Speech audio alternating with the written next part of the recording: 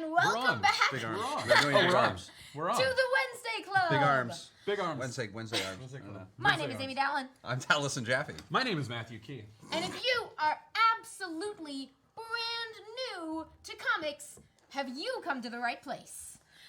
Today is our Welcome to Comics episode, Comics 101. We've had a lot of call over the course of this show as we've gone deep on crossovers and history and the Silver Age and all this stuff for sort of a like, okay, but back up. What are we even talking about? What are we How even does talking reading about? comics work? How does it work? Yeah.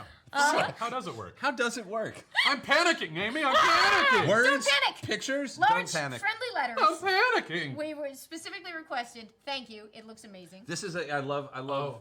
I don't even know. Oh. I was like trying to figure out where all of the different. Oh like, my God. Oh. Like, there's well, a doc- Ken Wynn just became one of my favorite people There's alive. like the Captain America C, the X-Men X.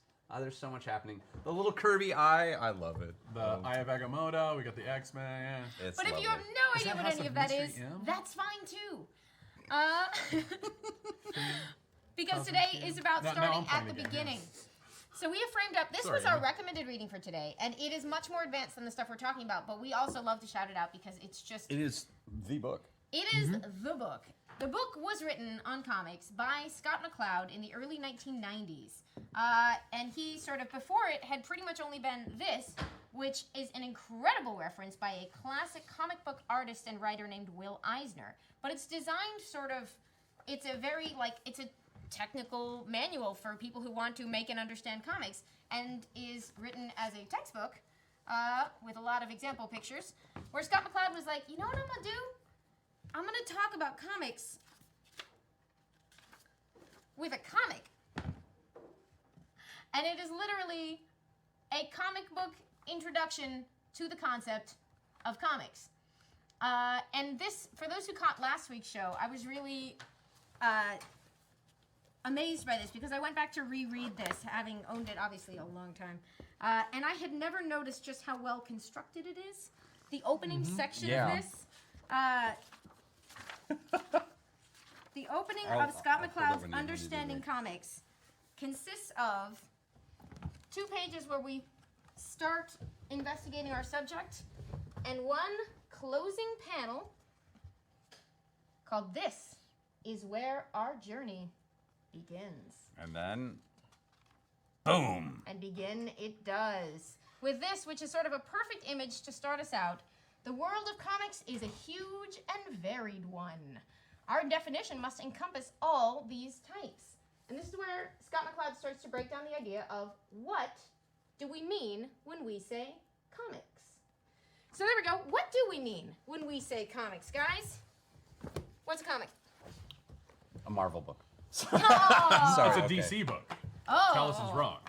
Discuss. This is a very illustrative of how easy it is to sort of mistake the forest for the trees in some ways. Well, and I also think it's kind of like, though we are joking, it is somewhat indicative of kind of the modern climate that superhero comics are comics. And it's like, as we've discussed before, no, those are a particular genre within a particular medium in the same way that we can get action adventure comics, in the same way we get mystery or horror or any genre that you can get a film in, you can have as a comic. So, principle number 1, comics is not a genre. Comics is a medium.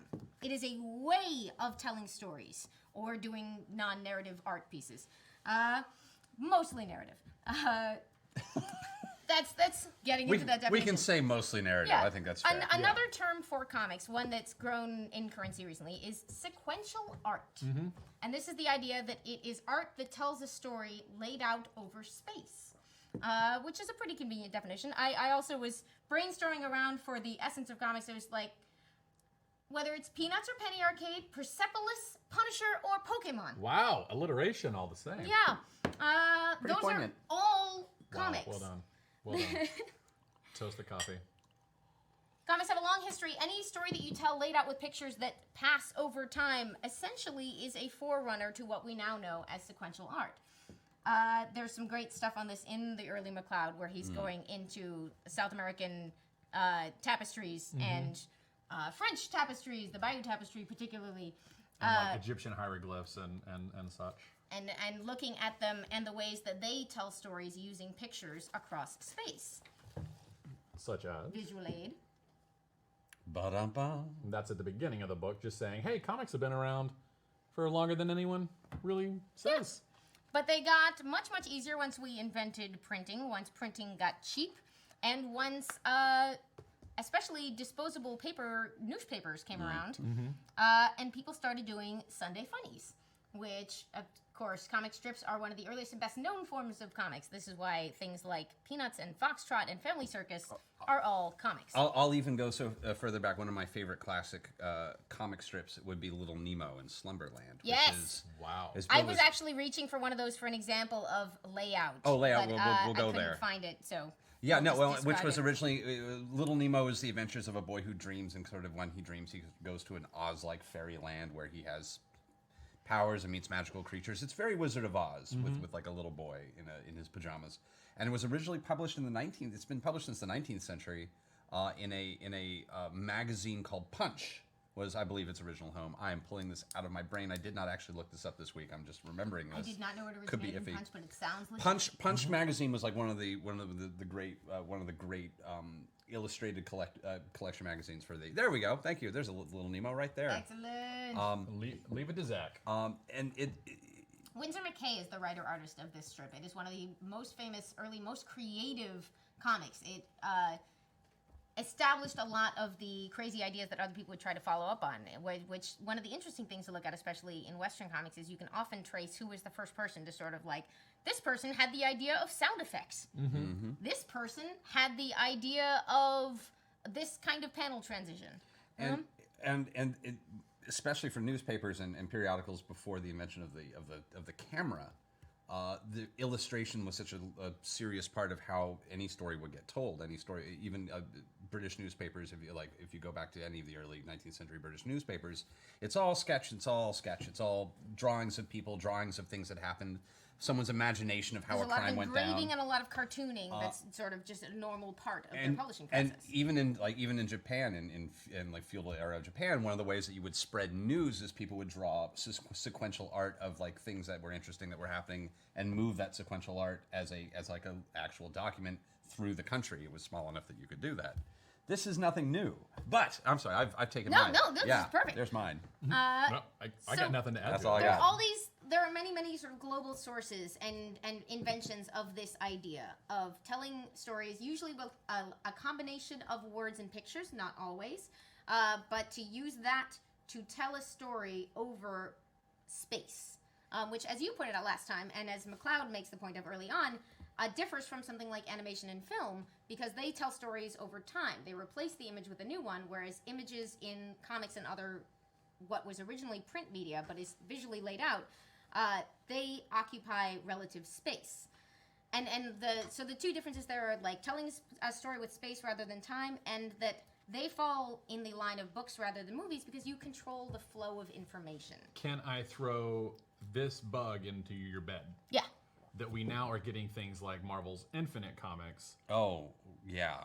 Like And this now is comes the playing with the forms. I think at the end of the show we talk about Infinite. I'll actually see if I can pull up the Avengers versus X-Men Infinite book, which was the one where like I pulled up the Infinite book and went, "What is this madness?" The Gamora one is like that was my first. Like the Gamora Infinite comic was my first one. Where I was like, "Ooh, this is actually kind of cool." Do you want to explain what it is, or should I explain what it is, or should we wait? We'll It's wait. a It's one-on-one, advanced. we'll get there. It's advanced. Okay, it's advanced. But I'm gonna make a note on our on our cards. cards. We But have cards. yeah. We have cards. And I'm an so proud important of thing us. to talk about is that every definition we're going to set out has been challenged or pushed by someone, going back to Little Nemo. And that's what's tremendously exciting about what, even though we're talking about these historical roots that go back millennia, the form in other ways is very young. It's been developed in really interesting ways in different regions of the world. In Asia, in Western Europe, in America, there's these distinct traditions, and in many other places, there's a ton of South American comics that I keep hearing about from customers that just haven't been reprinted in English that were just massively influential and creative.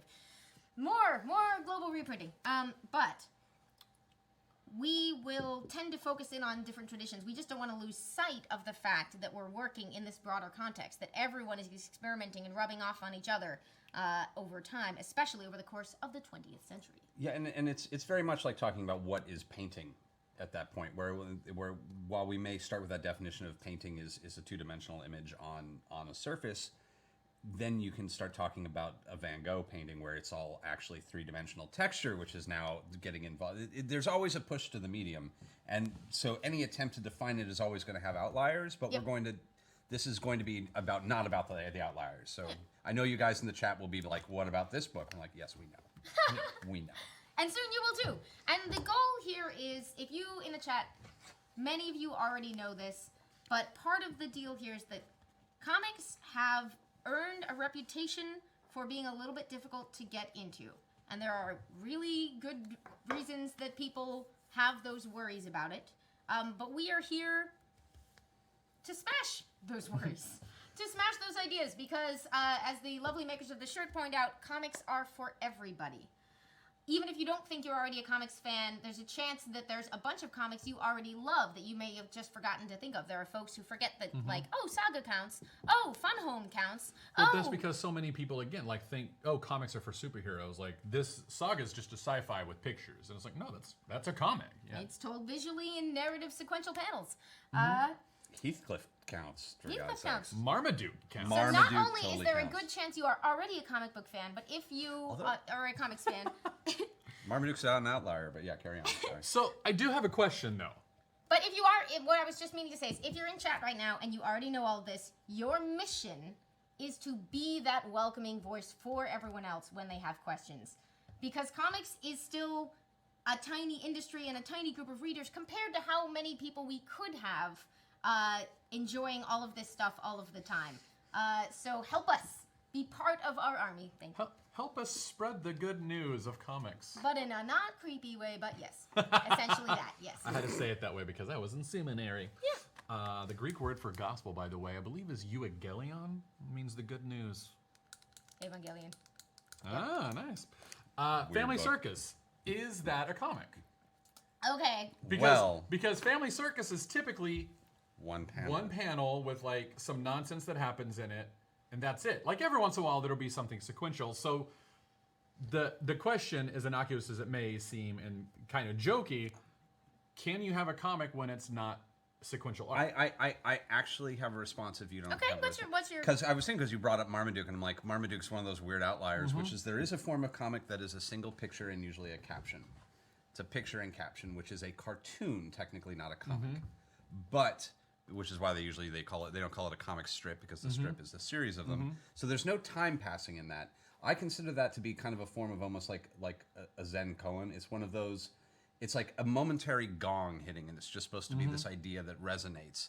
And while it's not a movement in time, it is a moment in time. A one-liner is humor, but not all humor is a one-liner. Sure. So maybe a single-panel gag could be a subset of comics, even though it doesn't fit in our definition of sequential, stories art. told over the course of space. Now, technically, if we get loose enough with that definition, we're just going to get back to, like, paintings. Yeah.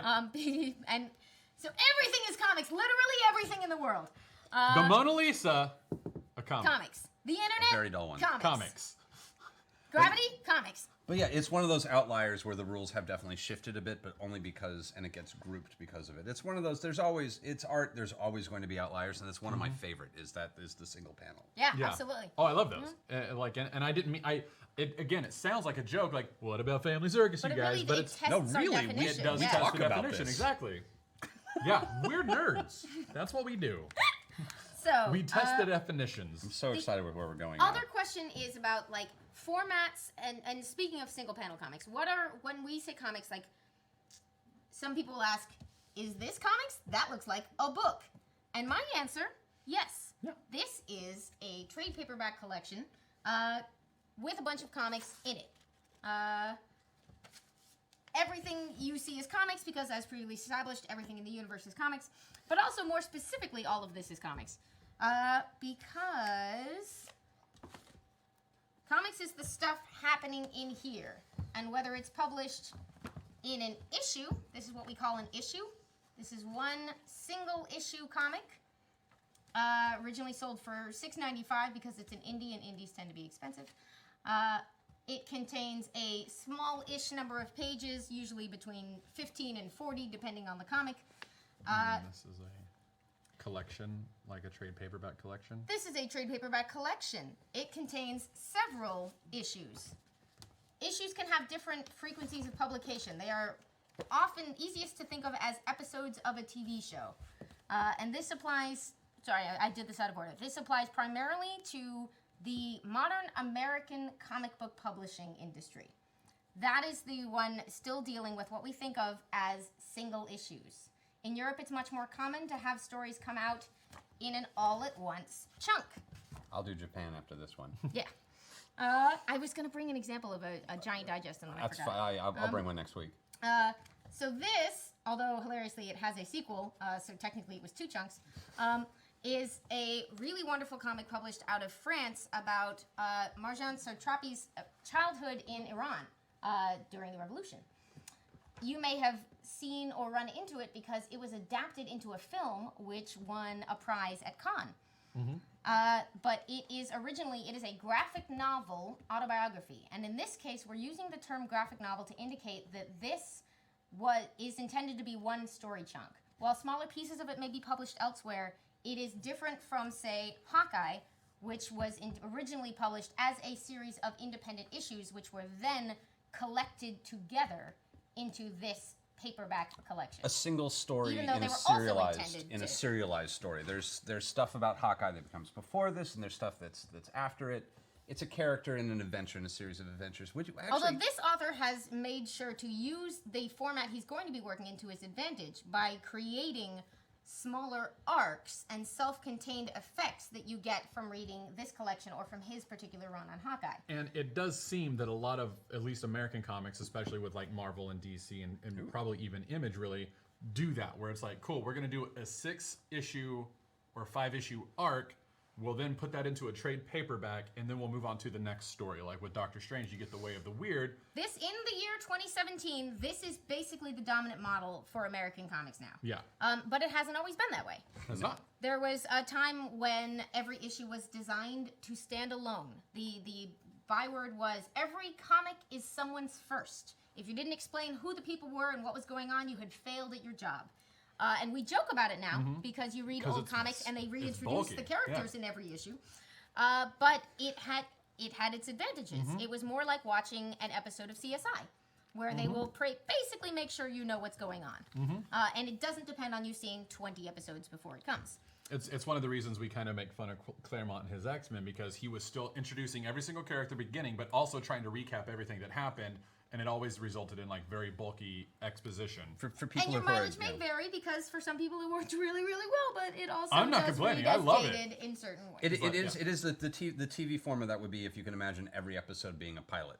And that can be a little, especially if you're trying to tell a story like Buffy the Vampire Slayer, where and if you watch this kind of TV, they basically, you'll notice that they introduce everybody and explain to you who they are for the first 2 episodes of every season. But First 2 episodes, you get everyone's name and what they do and how they relate to everyone is like said out loud. Now, if you can imagine if they did that every single episode, no matter what's happening. But think about something like the show Columbo.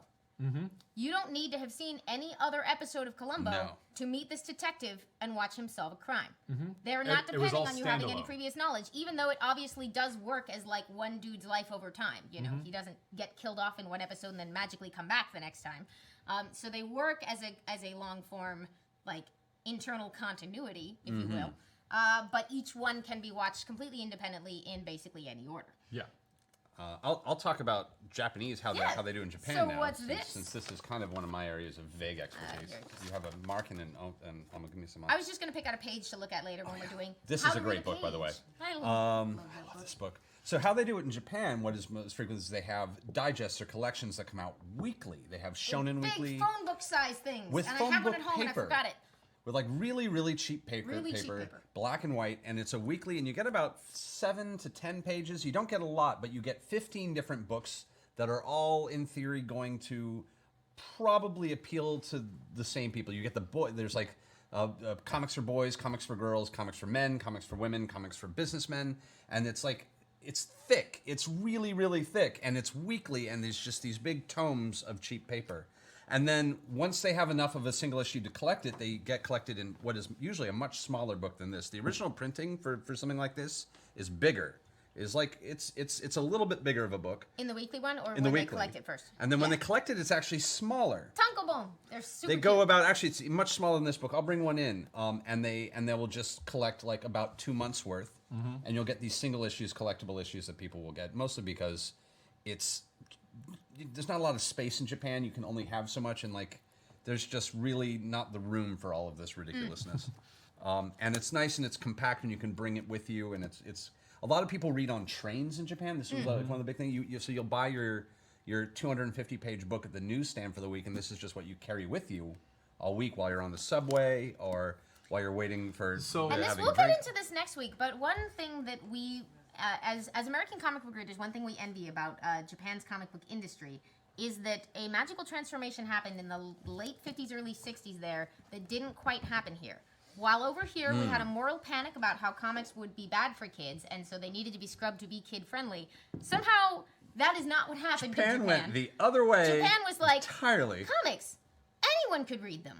And they had a much bigger head start on working in different genres. So there's a lot less of a fight over there about which kinds of stories can be told in comics. There is no fight over there. There's no There fight. is I try not to no- idealize it, and I'm like, well, maybe it's not as good as I think it is, and people are like, it is. It is as good as you think it is. And I'm actually next week we'll get into manga, and I'll start. Manga is the Japanese term for comics. I will start with Tezuka. We're going to start at Big Daddy, and we're going to make our way probably all the way into the 80s, because I'm not as I'm not as up as what's happening now. But yeah, we said this on the live stream beforehand, but next week is manga.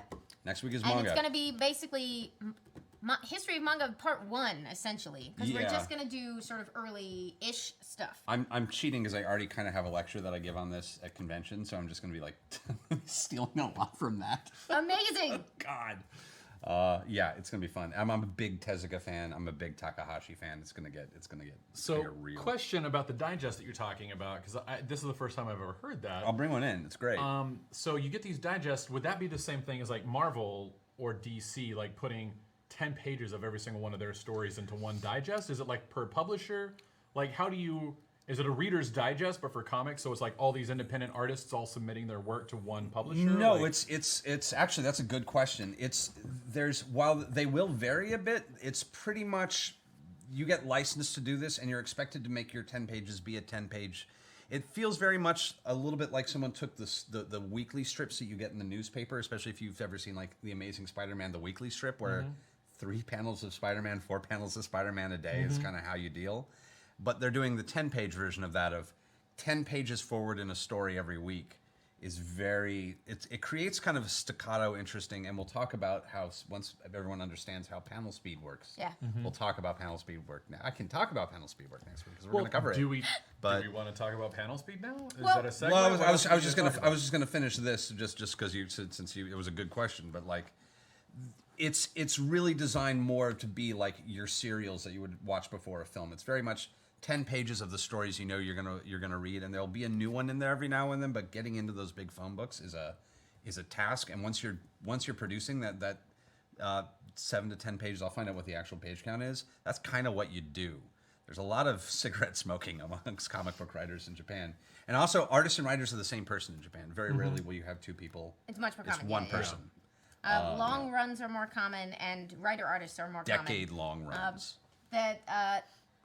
The small chunks and the publisher question is very interesting, because when you're talking about Marvel and DC, you're not just talking about publishers, but what we take for granted, but is actually quite strange, the idea that a publisher is telling stories in one shared universe.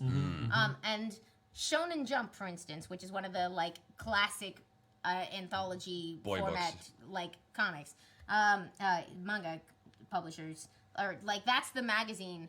It doesn't mean that all the stories in Shonen Jump can touch each other and are happening in the same world, but they've contacted whatever artists and studios they're interested in and said, "You bring us Naruto." And if that writer and artist stops, that character is most likely gone.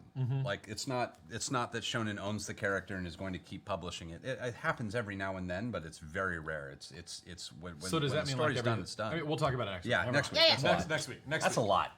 So, Welcome to comics. Let's talk about the intricacies of publishing manga. I know, and Next week. thank you, by the way. We're gonna do our best to get to as many of those Twitter questions as we can because I put out the call for questions. Some of the questions are a bit advanced, and we're gonna bank them for future. Oh yeah, episodes. no, this is a great list, guys. Excellent. I'll get to it. I'll get to it. So, our next big topic. We've talked about what are comics. Our next big topic is how do you read them? This has been one of the most common questions we've gotten. And the truth is that there is a learning curve to it. A lot of us, if you grew up on Asterix or Tintin or Betty and Veronica, you pick up that language pretty early. But if you haven't grown up with it, it can be counterintuitive. So I thought... What a good book to start with. No, and like I say that not just as a great big fan of this book, but because their layout and design is so specific. This is You someone can't who tell what really... I'm flipping through. You're about to Three find out guesses. because it's one of my favorite books being published right now. All right. And I apologize to my Wicked and Divine train. I'm about to bend your spine all to heck. Bring it. Don't do this at home, kids. Yep, I did it. I did it. I felt that. We It's need okay. to see. No, it's okay. They'll make more. So this is the collected edition of a comic called The Wicked and the Divine, which you have heard us go on about ad nauseum.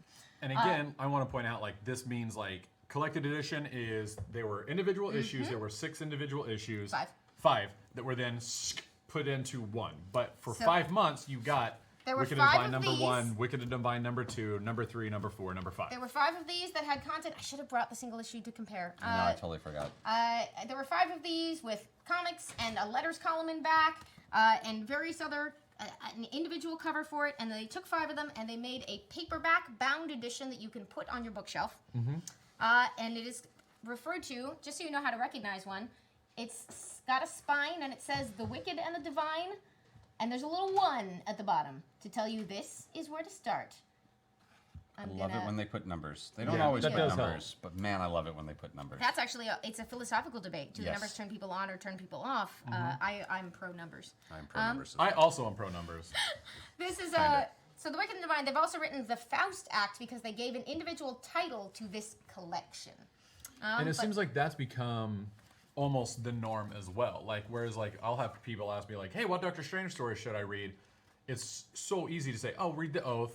But Yeah. what I really want to say is, well, you need to read Marvel Premiere number 3 through number 15, but they really don't have a name for that yet. Like, so they don't have that title. You Yeah. know? So I'm like, it's the H.P. Lovecraft kind of inspired weird Cthulhu thing. Like, But- see if but you can there is- find Yeah, that. long. Like, He's describing the titles that would adhere to the individual magazines where those stories were first published, which aren't always the same as they aren't always titles that clearly indicate the content. So Marvel Premiere doesn't say to anyone, "I bet this is a Doctor Strange story." yeah. But 'Cause that's also where you because- got Adam Warlock and Yeah. Iron Fist and Aunt Miss Scott Lang. Like, you got all those characters in that title.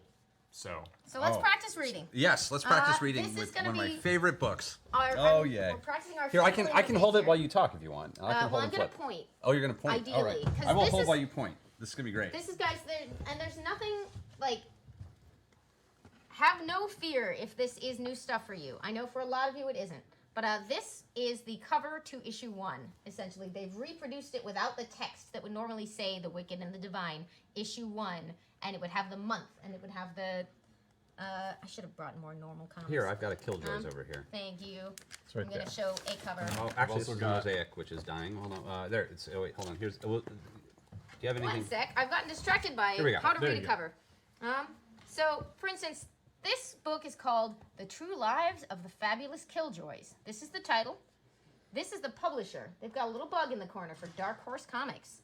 This, and this is very common these days, this is the list of major creators that have earned top billing here. Writer Gerard Way, either co-writer or artist Sean Simon. Becky Cloonan is an artist, so let me just check what the Just to rules know. of everyone was. Yeah, the script was Gerard Way and Sean Simon. The art was by Becky Cloonan, who's a rock star. Such a And good then book. over here, they're telling you this is number 4. This is the 4th issue of Killjoys, and it costs $3.99, and it's got a little barcode. So this is a cover, and we will look at more examples of these as we go along the show, because in a quest to make covers eye-catching, and that quest goes badly. Sorry. Thank you, Chief. Now we're making life a little complicated for you. All right. So, Thank you, Zach. we have just picked up The Wicked and the Divine. In the collected edition, there's this catchy little title page. There's a little quote. If anyone wants to dramatically read the Christopher Marlowe quote. I can do that. Ah, Faustus, now hast thou but one bare hour to live, and then thou must be damned perpetually. Stand still, you ever-moving spheres of heaven, that time may cease and midnight never come.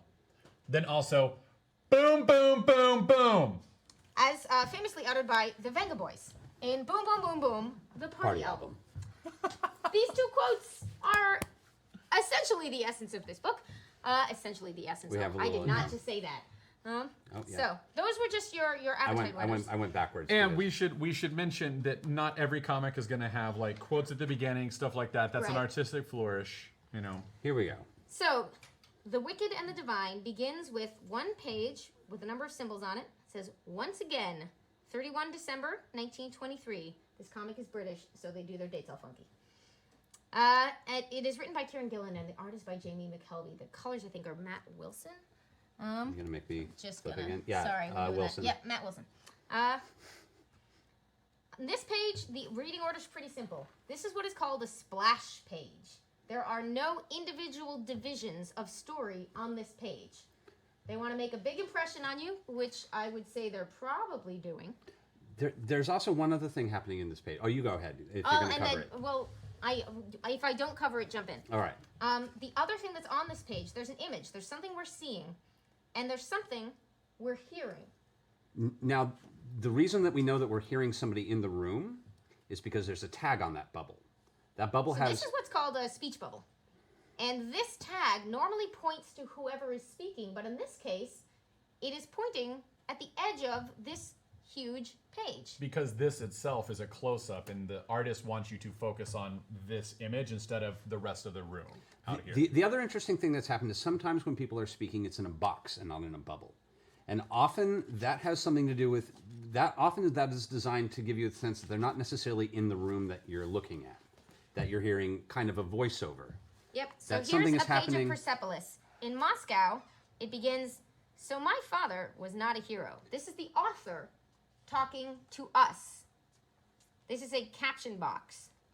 And then here are two characters talking to each other. Oh, and go to the next panel. Sure. If only he had been in prison. And then there's two things happening here. They cut my dad's leg off, but he still didn't confess. So they cut off an arm as well. And then we have a thought bubble. This guy's listening to this story, which I think she's making up. If I'm remembering the context correctly, she wants them to be very impressed. And this kid is going, "Wow, that's a lot." So when a bubble is sitting there and then connected by other bubbles to a character, and those arrows will point to who's talking, so you can kind of keep track. And those bubbles this arrow there points to her mouth. So that's this where she's bubble coming in. Points to this kid's brain. So that's something that no one else can hear. That's just to give you a sense of what that's just a visualized thought. Thought bubbles are not heard by everybody else in the caption. And you can tell it's that because these little disconnected bubbles, I guess. And the reason that we know that this is a memory is because our narrator, the author, talking about his childhood, is in the square and there's no arrow pointing to anyone speaking. She is describing the scene, but not present. So sometimes these can be omniscient. They can just say, for instance, Moscow is not really being said to us by anyone. It's just being told to us by the comic book. This, because it says my father, you can tell is in someone's voice. This is one of those things. Comics are complicated. Comics are absolutely complicated. But they're beautiful and wonderful. And they let you, imagine, see how much story you get in just 2 panels here. She wishes her father was more impressive. She's making up a story about him getting tortured to impress these kids. So when we go back we return to this, and we go and we look at that skull. We return, do we? So we return, once again, we return to this. When we look at that skull, it's such a tiny piece of information, but the difference between this being here and then putting this in a square is that a circle by itself. Or a circle by itself means that this is now somebody who's removed from the event. But there's mystery. But we put that arrow there, there's somebody in a room with a skull. Someone is talking and we don't know. We don't know who. They're just in a can't room see with who this it skull. is. But we now know they're in there because of that little arrow. Interesting. Very interesting. All There right. is a person, and we cannot see them. The mystery is created just by this arrow heading Whatever off. voice you're hearing in your head at this point is entirely designed by you, by the way. Think about that. You've heard someone say that in your head. You don't know the gender. You don't know anything about them. Also, I want to point out that not every single comic starts with a splash page on their first page. No. That's not necessarily like... This is a choice that they made. We're going. We're going. Yeah. All right. I'll flip. Different first pages. Yeah. Oh, God, that layout. And the speaker is revealed, if it was the same speaker. Will there be any further gospel? Now, this is what we call a panel. This is a subdivision of a page, usually for storytelling purposes, that captures just one moment in time, or one thing that they want to draw our attention to. It is designed, a page layout is the arrangement of the elements. And sorry, if we can back out to the full page again. Thank you, Zach. Thank you.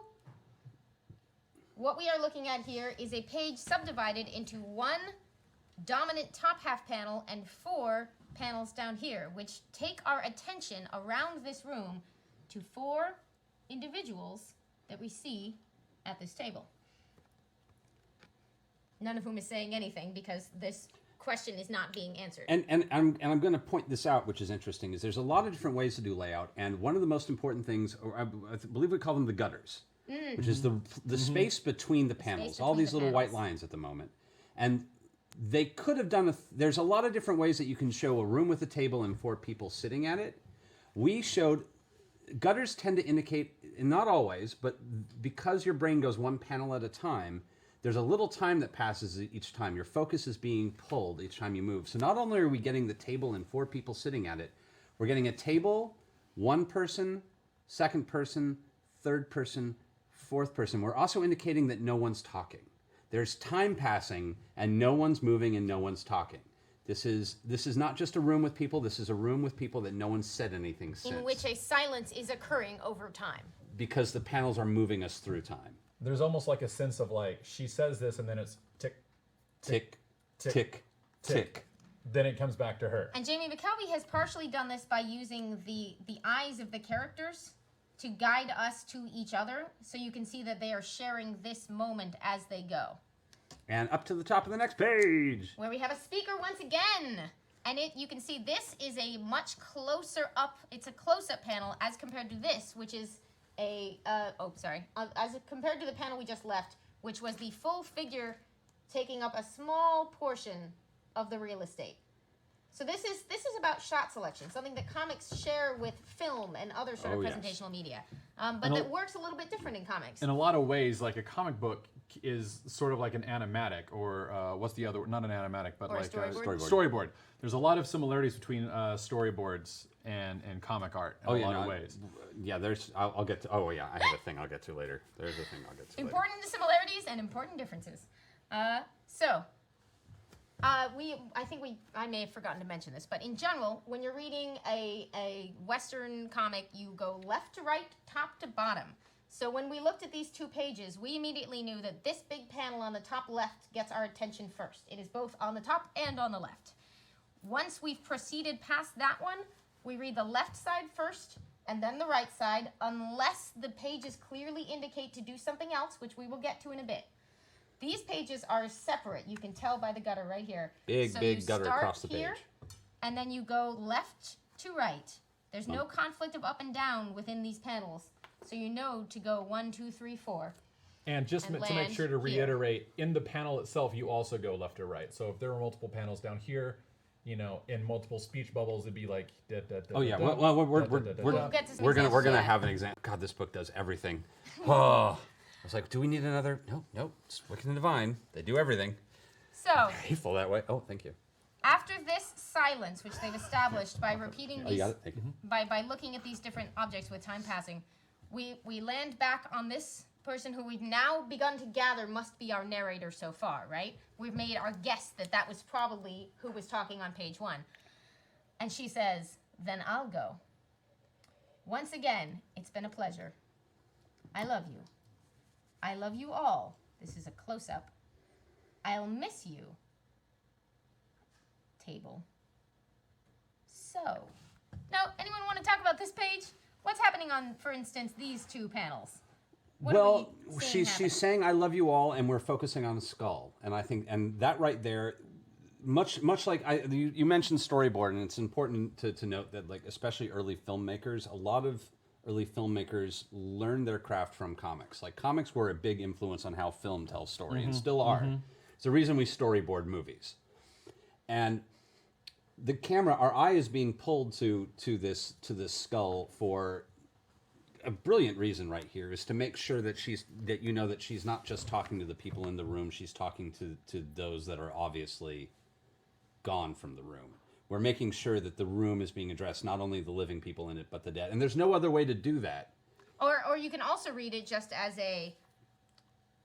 what's the subtext of this line? It is leading you into the thing she's about to say. Yes. And that this is the last time they're ever going to see each other. For reasons there's a great sense of foreboding in the way that it's all laid out and the way that they're speaking and the fact that no one else is speaking. And that this may be the end for them. And look at that room. Look at that clock. It reminds us of another image that we saw recently with a bunch of skulls a few pages ago. Look at that. Let's flip back. This? Sorry. I know, you're going to be moving around a lot today. We're very sorry, Chief. Other side. Thank you very much. Other side. At the page. Thank you. Zach is Zach. In the meantime, I'm going to do a film to comic shout out. The comic book Let's artist just do that. All right. most responsible for grabbing those film techniques as they were developed was this guy. Yo, yes. So you can see we have that table again, except there are skulls and there are symbols. Yeah, and, some of them are skulls and some of them are... and we had a table where some of them were skulls and some of them were people. At the bottom of that. Very interesting. It's this table, and we've now seen that these figures, which we recognize from the table, Are now all belong in this layout. So we've now established some interesting connection that will now that we've moved through. Let's so raise a glass. Who wants to read him? Here, I can hold it. I if have you want the to easiest come around. access. I'll if read. You want to just keep a... I'll read. It'll be fun. You're the voiceover So- actor. Time for a drink of 40? No. Then goodbye, I guess. No, Susano. Au revoir. Just au revoir. And another silent panel. So we went left to right, top to bottom. So this one was one panel. This one, because we're looking at someone else, his answer is implied by this next one. And in response to that, we get another comment. We can see it's his back, but he's in a space with her. So these are also happening sequentially, but they're happening in one panel because we can easily process these in time. They aren't saying this simultaneously. He's said then goodbye, I guess, and she has interrupted, or not interrupted, but added, no, Susano. And And it's again, her you turn know to that talk. See, because she it's carries left us to down right. here. Left to right, down. Left to right, down. She says two things in sequence without someone else interrupting, and they let us know that by the fact that her bubbles are connected. First she says this, and then she says this. And he's intentionally, I think, left this space blank to show that no one immediately responds to that. In fact, the whole room hangs in silence for another moment. We're using the panels very much to progress time here. And then... 1, 2, 3, 4. 4. And then this. Now this is interesting because I can never tell if this is people snapping 4 times or all of them snapping together. That's actually, you could have, I don't know which Yeah, you one could have we it would... Because the 1, 2, 3, This is 4 an comes up. intentional ambiguity. Yeah, and this is a book where they want you to not entirely know, but this is a thing that happens, and then there's this moment that's either during it or after. We're not entirely sure, but we have a change of scene. We're On this out of the previous room. page, we saw her exit this room. This is what they're doing with the door frame here. Sorry, Chief. On the previous page, this mysterious speaker exited the room. You could see it behind her as she was leaving it, and they were left behind in the room. And then we don't see her again until we see her observing the house from We've now outside. cut to outside. Which gives us a sense, oh, this is the location they're in. And this, I would say, an argument for simultaneity would be the very similar layouts here and the fact that they've given them one space this way. But there's also, they could all four be snapping 3, 4. They could each snap 4 See, times. Or yeah, I would think say- they might all be snapping 1, 2, 3, 4 together.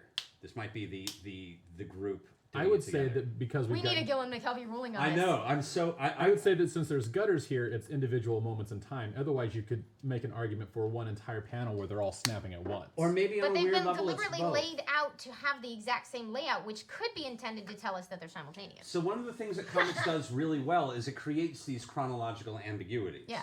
And that's part of the fun is that these things can both happen at the same time at different times, and there's no way to really know, but you're going to take in all that information subconsciously anyway. And when that happens, don't let that frustrate you so much that you stop reading. Let it free you.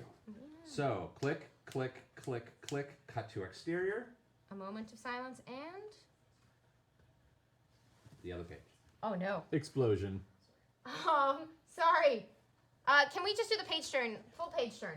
So, full page turn. We've looked at this internal layout. We've looked at 1, 2, 3, 4. Click, Click. click, click, click. Boom. And this is what we see. It creates both the impression there's a stark ending right here, and another, as we saw in the beginning, a dominant panel that takes up an entire half a page for something really splashy. Not a splash page, that was a poor choice of words. But splashy all the same. It makes an impression. And we still see the figure observing it, which ties it into this previous observation panel. Yeah, I So know. the We're going to be page killing you turn today. here, the page turn here is about her observation of this house and what happens in the moment after. And the fact that she's in safety while everyone else inside is now presumably dead. And Fissure this exploded. This is a slow pan down now because we have two this is one of my panels. favorite I things love that, comics Yeah, does. so what is this? What are we This looking is at here? this is the equivalent of a camera panning down. So what you could do is you could have an entire panel of this and just show her with the house here. But what the artist has chosen to do and the writer, you have a panel above her and then you have the space, which means it's Once the again, equivalent time of a camera has passed. looking down. And that's how you should read that. Is there's a sort of like drama to it where it's like, this happened and now we're landing on her for With like the a dramatic words. effect. Once again, we return. So one other interesting thing on this page that I want to point out, which is that they do the kind of an interesting, subtle comic book version of a dissolve, which is that this explosion happening. Just go full page for this. This is just a little easier. This Thank you, explosion- Zach. Thank you, man. You're rocking it. This explosion happens, and if you can almost imagine, you can see the fire is raining down from that panel. Like the whole page is always an interesting thing, and the fire raining down, it's almost like the explosion happens, and in that you start to see the pieces fall, and our focus pulls, and now we see the building, And and we this is... follow the fire down, and we see her standing there. We will get into this more later, and we had a number of questions on this front, but this is one of the reasons that the evolution of comics right now and the adoption of digital reading techniques is likely to change them in the long term. Because most comics that we will talk about in here were designed initially to be read in print. And so there's a specific effect when you see this entire page and read its individual pieces that is different from the effect you would get if you saw only this panel, followed by only this panel, followed by only this panel. They function in a way which is specific to this format. Now you can preserve that digital experience if you read it a full page, if you open a full page at a time. But it's one of the reasons that that's such an interesting evolution, because we don't know how people will change their storytelling for these new modes, and we don't know what the effect of existing stories, because it is slightly different. If your page turn is not a physical page turn, you're having a slightly different effect because the pause in your mental calculations as you're doing this, which can be replicated by hitting the page next button, it can be replicated by hitting the page next button, but it's different if the same button you hit to take you from panel to panel takes you between those pages. Yeah. It's just an interesting question. There's no bad thing, and whatever form you read it in, as long as you get access to this art and story, fantastic. Yeah. But I wanted to keep going just a little bit more. Because we now have this again. Yeah, so what is this? This is that same image from the beginning, except brand new symbols, no skulls, and 3 empty spaces. If you can give us the 2 pages again, I'm holding the intervening pages. And this is the thing that I love about comics that makes them like books and not like movies. When you get to this page, you can stop and go back and be like, okay, wait. This looks just like that thing I just saw, but with important differences. And I gotta say that the ability to do this at the same time is entirely intentional. There's a reason there's a white page at the beginning of this book of just a blank, is so that the pages appear in the proper order, so that you can actually fan it out and see both pages at the same time. It is utterly intentional.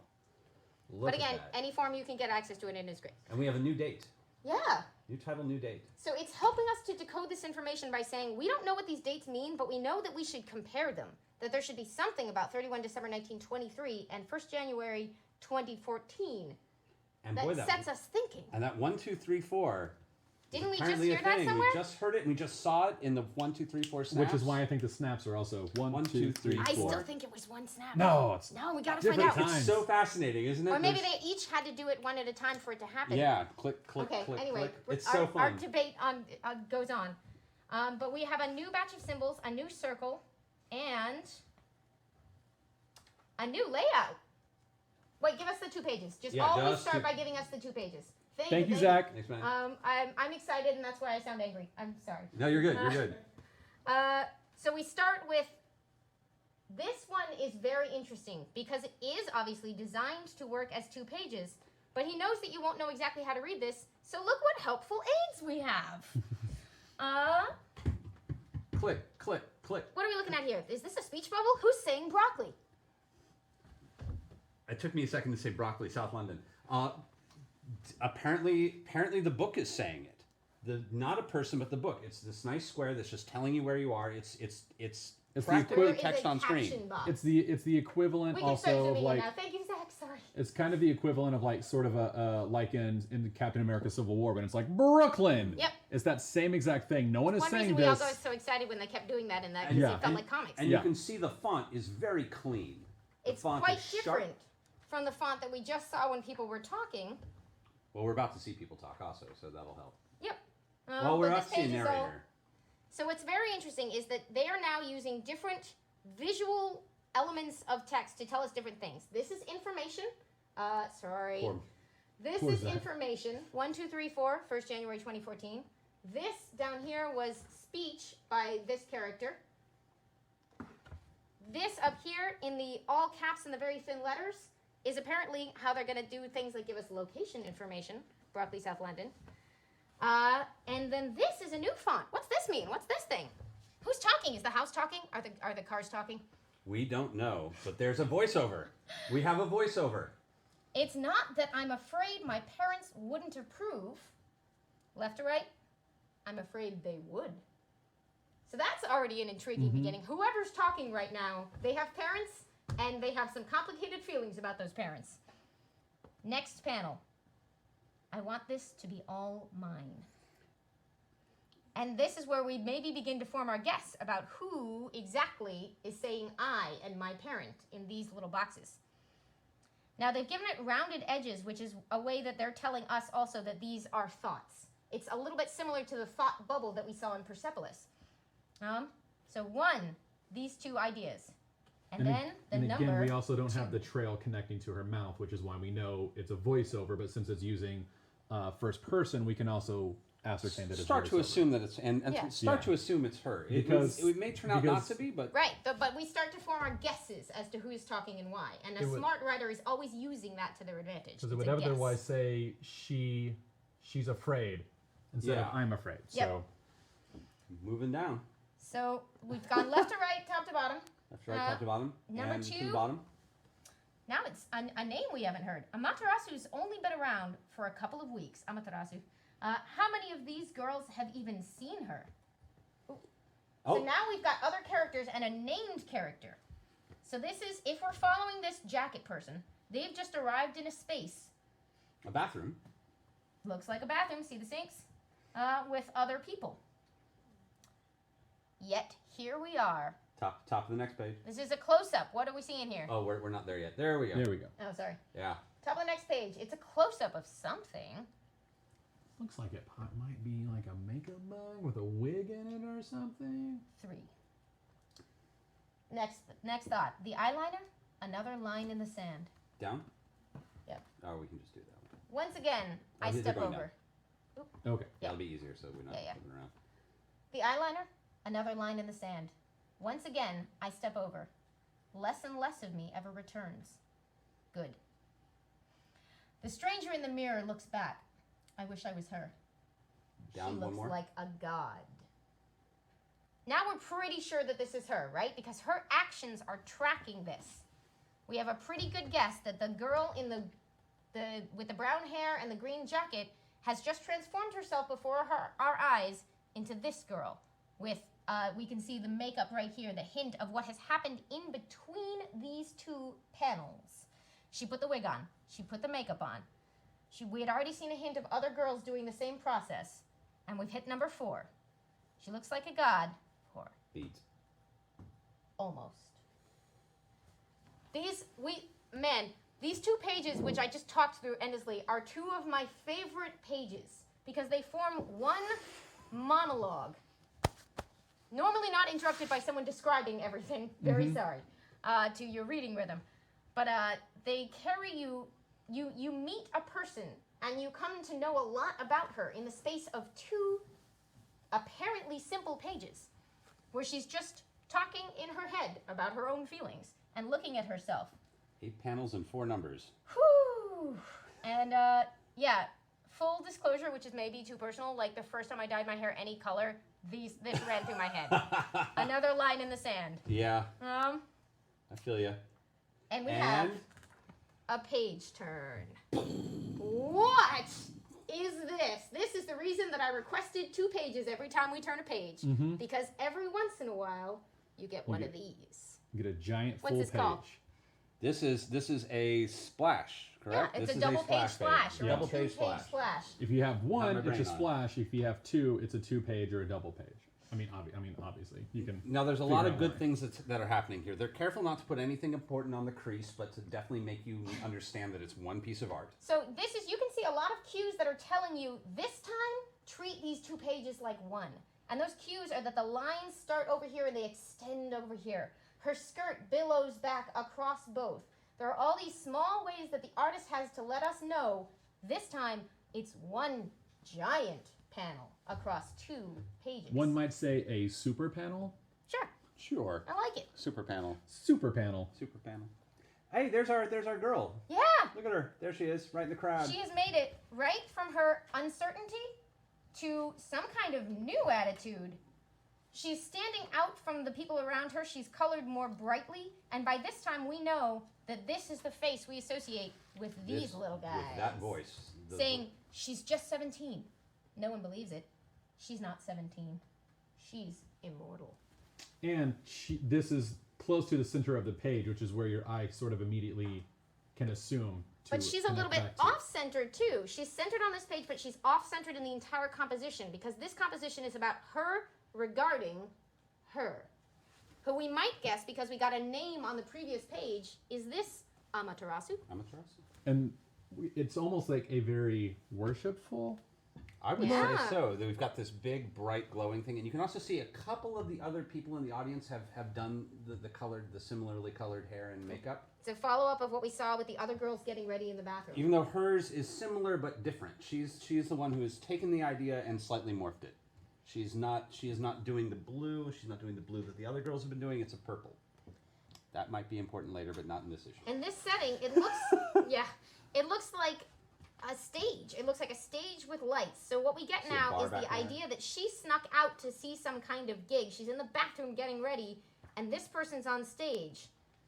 And that was Yeah. where I had planned to sort of wrap up the With demo. Unless you but- want to go any further, I feel like that's a really good break. It's we don't have to get into the. Oh shoot! You know what? Although actually that last thing. Yeah, I was gonna God skip damn this it, I page see because it. there's some inappropriate content on this page, but not really. But let's. This is kind of this. I think just talking about this panel layout right here, we don't even have to talk about what's happening. Darn it, Gil, we didn't mean to just make this 2 hours of Gillen McKelly, but it turns out It this turns book out is 2 hours of real Gilligan County good. is totally doable. So what you're gonna get on this page is her experiencing this gig.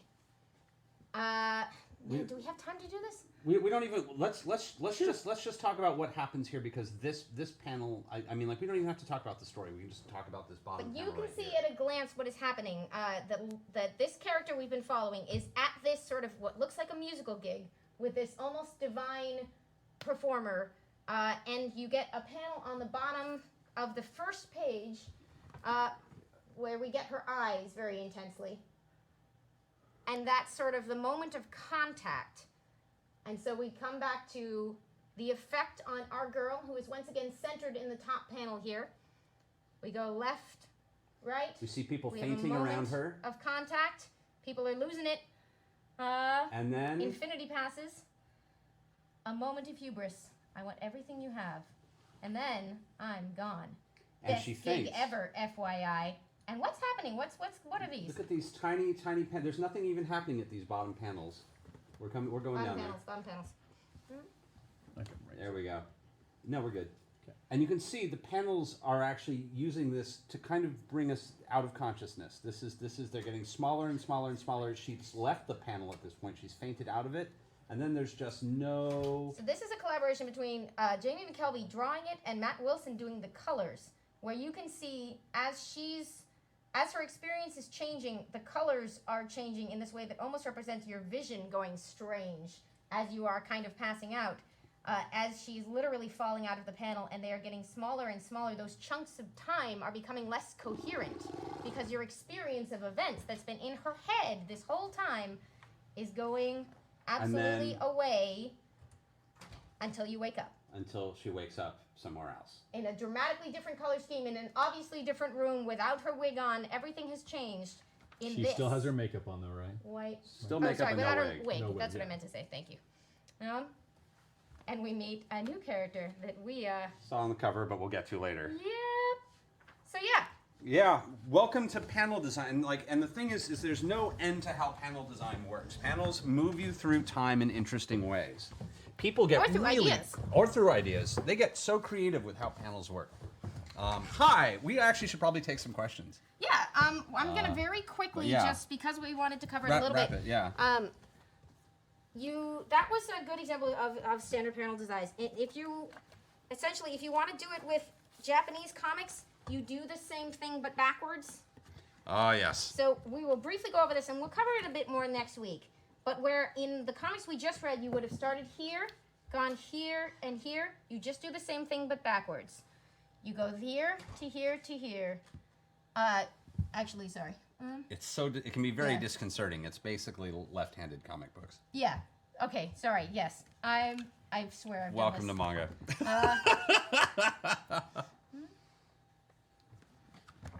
I'm freaking out I'm because going to I have to come do up with read a this really all good the name time. for next week. Yeah.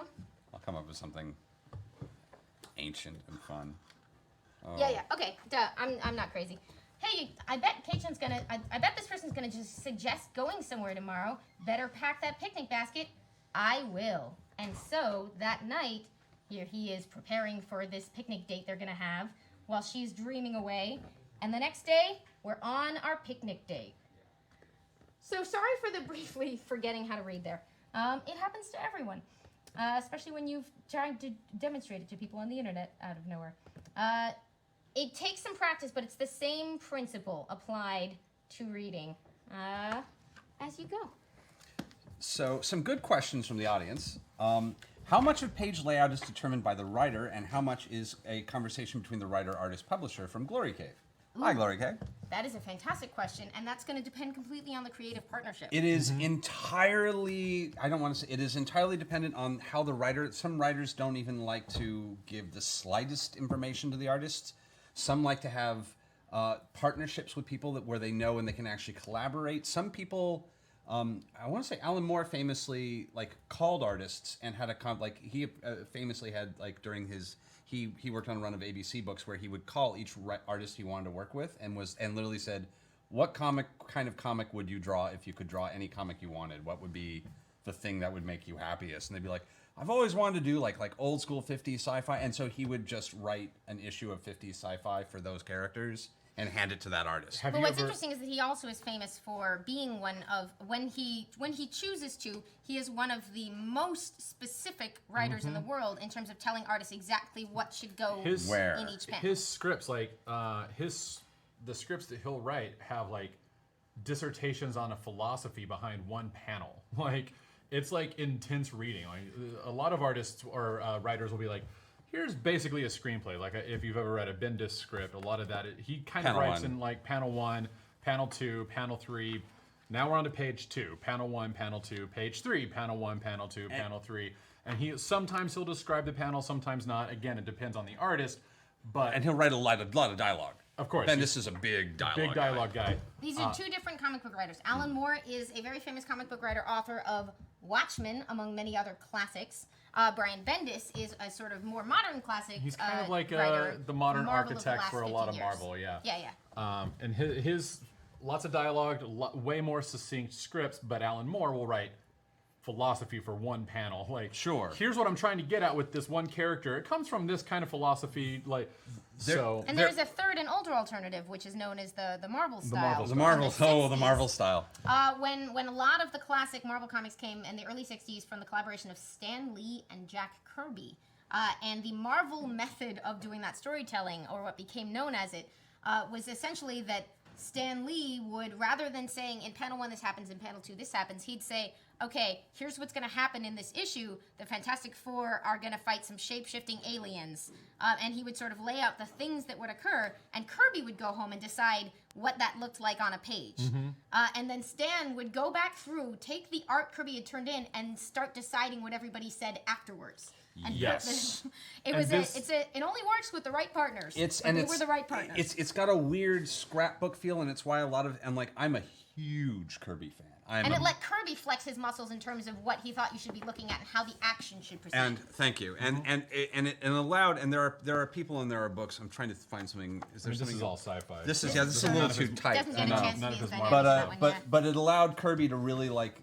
You'll get this very staccato, like the way that time moves in Kirby books because of the way that the dialogue was decided later is very weird and always a little off kilter and makes you feel it's like not to say my favorite books cause nausea, but there's something a little grip the table weird about it where the amount of things people say is not necessarily reflected in how much energy is happening in the book, which is powerful and intense and almost hallucinogenic, but like very, okay, I'm holding on. What's happening? It's that first 30 seconds of Space Mountain. Have you ever read Bendis? Like Bendis did a book on how to write for comics. Yeah. Kind of. I need to read that one, actually. Good. It's really good. And in it, he basically says, yes, I'm the writer, but before I write any book, I talk to the artist to find out how they want to work with me. I look at their artwork from previous things to find out how they work so I can Right. adapt my writing style to them.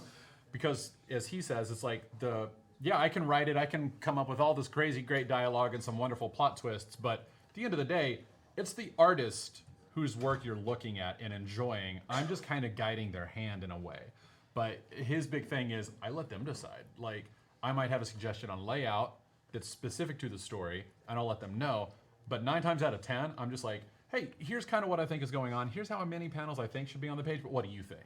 And some books move at a very simple tempo, and each panel kind of just moves at the speed of dialogue. People talk, cut. What do you mean by cut. speed? What do I mean by speed? Okay, I'll do this one.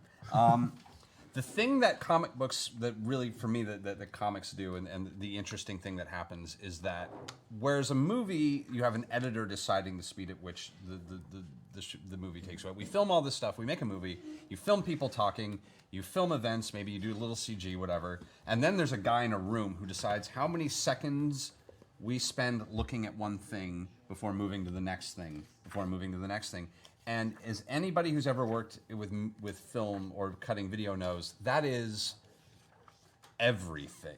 As much as an actor makes a movie or a director makes a movie, an editor has, on a weird level, so much more control than either of those people. And Every now and then I'll see a movie with like an actor who's just like really bad, and my first thought is, what did they do to piss off the editor? Holy cow. It's not, wow, they're a bad actor. It's like, oh no, I've seen you act. You must have really made him angry because he just decided to make you look like shit. He has tempoed this to make you feel awkward, and because an editor can hide, they're like a tailor. They put it together and they can hide so much. Yeah, the film or comes it together in reveals editing. so much. With comics, you kind of get to be the editor. The tempo of speed of speech, and this is one of those things that I was really fascinated by the notion of what we call motion comics, which was a big, like, we have the internet now, let's make comics internet-y, and we wanted to put dialogue and music to comics, and it while I love the notion and I would love to do more of it because I'm fascinated by it and I have things in my head that we haven't tried, it never really quite works because the thing that makes comic books work is that you're the editor. You decide the speed at which you go panel to panel. You decide the speed at which the dialogue is happening. You control the flow of information. You are speeding up and slowing down time as you read, and the panels are helping showing you kind of the guidebook. It's like a coloring book in that sense of like of chronology by numbers, where that'll move you in the right. Once you get used to the language of it, it just sort of moves you through the story. But you decide how fast you go down that slide. And whether or not you go back to see somewhere else in the story if something was important.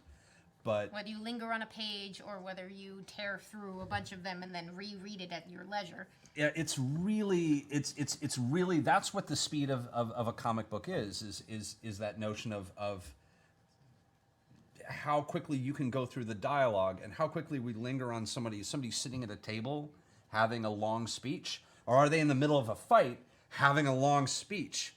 And that's fascinating. But as you say, we control it, but the writer and artist have this enormous toolbox of ways to guide us in one direction or another. For instance, all of those empty panels sitting at the table we just talked about. Oh, we have that. Which is, I think, is fascinating, like in terms of like time. Like Yeah, in a sure. panel. Oh, there's an internal. Here's a panel that has internal chronology. Holy cow! This is one of the things. Like, and when you get used to comics, like we are, like you kind of take it for granted. But Scott McCloud in his book points out this panel isn't all taking place at the same time. Like, I'll go through it real quick. You've got Smile. That flash is blinding, Uncle Henry. Hee hee. Oh, Henry, put that camera away, will you? Oh, let him be, Mom. He's just having fun. Well, if old Henry is going to have much more fun, we may have to lock up the wine cellar. Check. Sure you want to move that, Jed? So what you've got, this is not all like this frame, if you don't know any better, could dictate 1 second of time. But what you really have here is, you can almost imagine a gutter here and here, almost as if it's moving across, but it's capturing it all in one time. But even this guy is pausing between the sections of his speech, indicated by this line cutting the bubble off almost entirely. Because as you see here, they're playing chess, so yes, he's talking to the party behind him, but he's still playing chess over here. So he goes, check. And this guy says, sure you want to move there, Jed? So it's kind of a very simple thing, but if you don't know any better, you would wonder, is this all happening at the same time? But it's not. You've got 5 seconds, 5 seconds, and 5 seconds, kind of like individual moments. Although when you read it, you've decided for yourself exactly how quickly all those things overlap based on cues in the environment around. This is a pretty calm scene, so there's nothing to really tell you that everybody's shouting at once, and there's a pretty natural sequence between their comments, so you imagine this in a conversational way. The gestures and expressions are not particularly like, no one's doing this, like a Kirby way of indicating. There you go. And one of the things that can happen in a panel like this, and I couldn't even imagine we would find an example, is that you could have two people talking, and then we could have a couple lines where they like hop to another part of the panel and keep talking if they're fighting, or hop to another part of the panel and keep talking. And even though it's one panel, we get the sense that they're moving through that panel still talking, even though there's not a gutter there.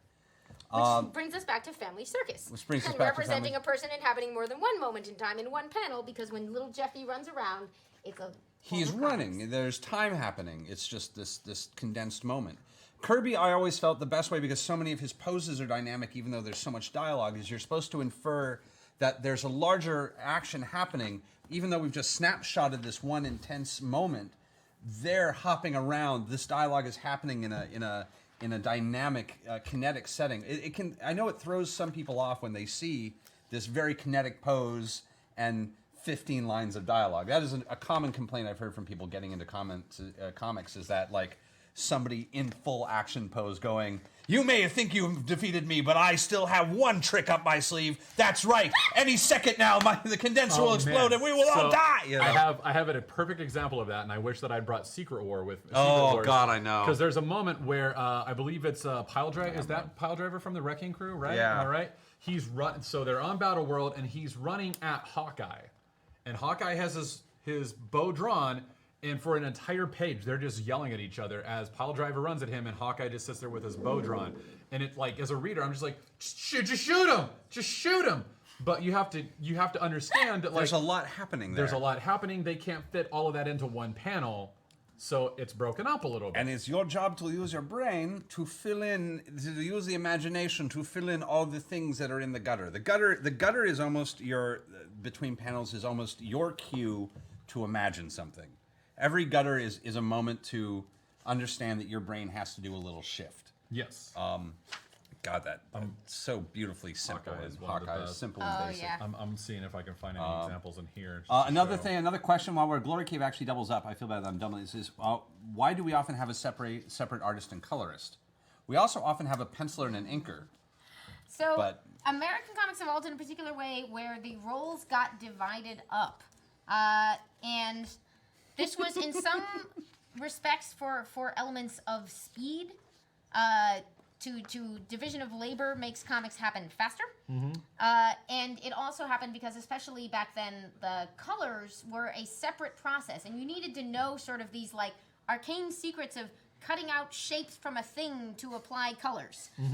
So colorist became an art form that was quite different from putting lines on paper, and you could give directions to the colorist, but like unless you wanted to mess with these actual sticky printing plates and chemicals, then the coloring job was sort of not your forte. You would give instructions to the person who understood what your color palette was capable of.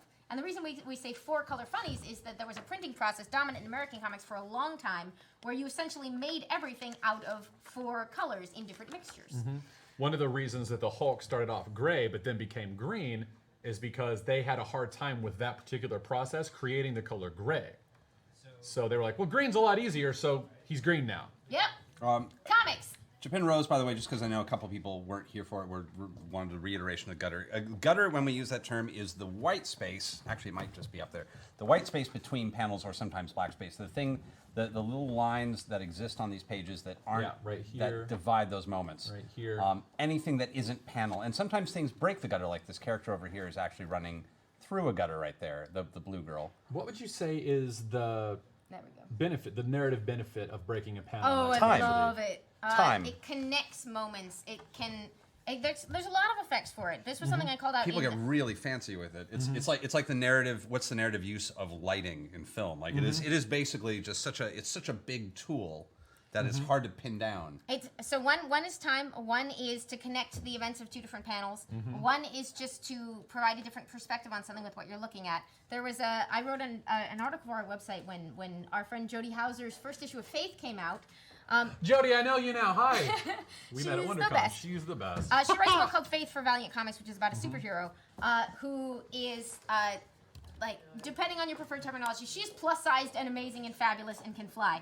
And the panel borders in that first issue of Faith are only broken a couple times, and it's usually by her, like her head extending slightly outside the edge, and it serves in that comic to sort of give her this heroic stature that's sort of like, she's someone who can fly. She could burst out of a panel at any minute. And you get that information, A, that she's the most important here, and B, that she is this like irrepressible force Bigger because than she's the book. literally bursting through some of these panels. A film version of this is what they call breaking the frame, like Fight Club, which is actually a really good film if you just want to learn something about how film is made. One of the things that you can notice in Fight Club that's the film version of this is Brad Pitt's character, and spoilers if you haven't seen Fight Club, who's a little different, has a little bit of a difference from the rest of the characters in this film for a reason I won't cover. his character hops out of frame. He's very bouncy, and his character hops out of frame all the time, and head is cut off by the frame and kind of leaves frame and comes back. And Except he's really in film, they don't get to do things comics can do. You can't actually show someone outside the frame yet. So everybody else is usually very well framed in this film, except for his character, who's constant. And that's a visual cue that the director's giving that there's something different about this character. Is that he's hard to contain. The movie's having a hard time containing him. And it's a really, again, it's this kind of subtle narrative that we can give. And I assure you, and I know some people don't believe in subtext, I have met them, it is absolutely intentional. There is Don't no way believe not in to create. subtext? There are people who don't believe in subtext. What does that mean? I know. I don't know. I'd have a metaphor, but they wouldn't understand it. Hey, Burn! Yeah, no, subtext is all. Burn to the folks who don't get Subtext is the subtext. reason we make movies and comics and all of this. Subtext is just kind of the whole point.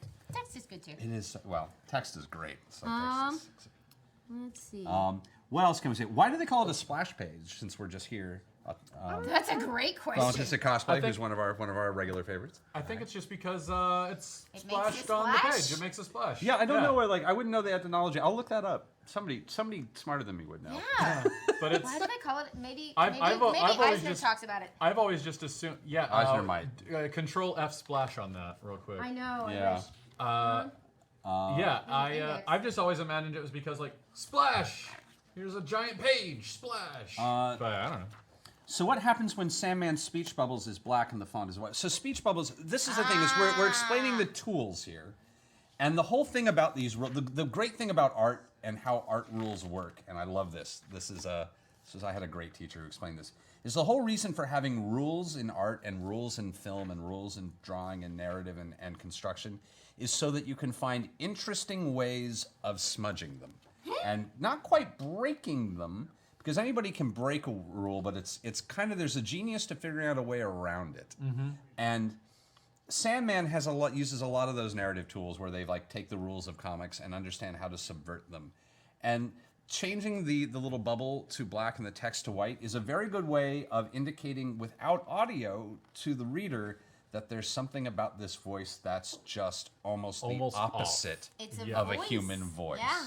It's got a quality to it that is different, Like a and it has to be a visual quality because this is comics, and all we have are visuals. Like a strange resonance, almost like an echo to the voice. Like I've Maybe. always heard it as like a my name. Like there's something like almost like a growl or a gravitas. to it. I have always heard it in my head, and this is what is great about comics is that everybody's head is different. Yeah, mine's not so deep. Mine's Really? always been because of audio mixing. I've always thought that they've taken him. I hear him out of the. He's not in the centers. He's in the side channels, and it's been just slightly sharpened so that he's not actually coming from him as a person. He's just coming from the room he's in. Even though his mouth is moving, it's just it's like the Haunted Mansion opening where it's just everywhere. And again, Taliesin points something out that's great. It's reader. It's up to you. It's reader response. It's in your head. No one else is getting the same exact. It's not even that comic there's book no right reading answer. There's experience no wrong answer. as Even you. better. Like so, anytime you read Watchmen, you're reading a different story than I am. With different voices. With different voices and a different speed. And a different speed. It's a completely different story. What? But I all do of you love will that- always say that Dr. Manhattan and Mars is the best. I love Dr. Manhattan and Mars. We could have saved a lot of time. I forgot Eisner actually just has a chart. He made a this chart. This is the classic pre-McLeod work, Comics and Sequential Art by Will Eisner, after whom the comic book awards are named, because he was such an important innovator in the field. And he's, made us a handy-dandy chart of reading a comic book page, because he's complaining about it as an artist. In sequential art, the artist must, from the outset, secure control of the reader's attention and dictate the sequence in which the reader will follow the narrative. The limitations inherent in the technology are both obstacle and asset in the attempt to accomplish this. Tendency of the reader's eye to wander. On any given page, for example, there is absolutely no way in which the artist can prevent the reading of the last panel before the first. And what's great is this text is very much designed for him to be like, how do you make the readers do it? Whereas we, as readers, get to approach this from what are the cool things they can do because they have these tools and obstacles. Which is why my favorite tool of comic book, and we've briefly talked about, my favorite tool of comic book storytelling is the turning of the page. Is the best way to like surprise and shock. It's our version of the jump scare, except where in film jump scares are kind of lame in my opinion. They're fun, but like that's like anybody can do a jump scare. A bottle of soda well shaken can do a jump scare. These things are not difficult. but a page turn where you're reading, and you flip the page, and suddenly there's just something there that slaps you in the face. Animal Man has one of the greatest page turns I've ever seen. Animal Man's page turn was so good I dropped the book. Which Animal Man? The That's one. the worst I don't want to spoil compliment I have ever. Oh, you mean literally dropped it? I went, ha! I dropped it. I thought actually. you meant you stopped reading. Oh because no! the I page was too threw the book across the room because I was really tired and I was a little caffeinated to stay up and read. And I was just flipping. I'm like, this is cool. This is no, whoa, ho, ho, ho, ho. Comics. The Arizona. I don't want to spoil it for anyone who hasn't read it, but 'Kay. like, We'll talk. yeah, We'll talk. Animal Man will He happen. doesn't explain why it's called a splash. Now I'm sad.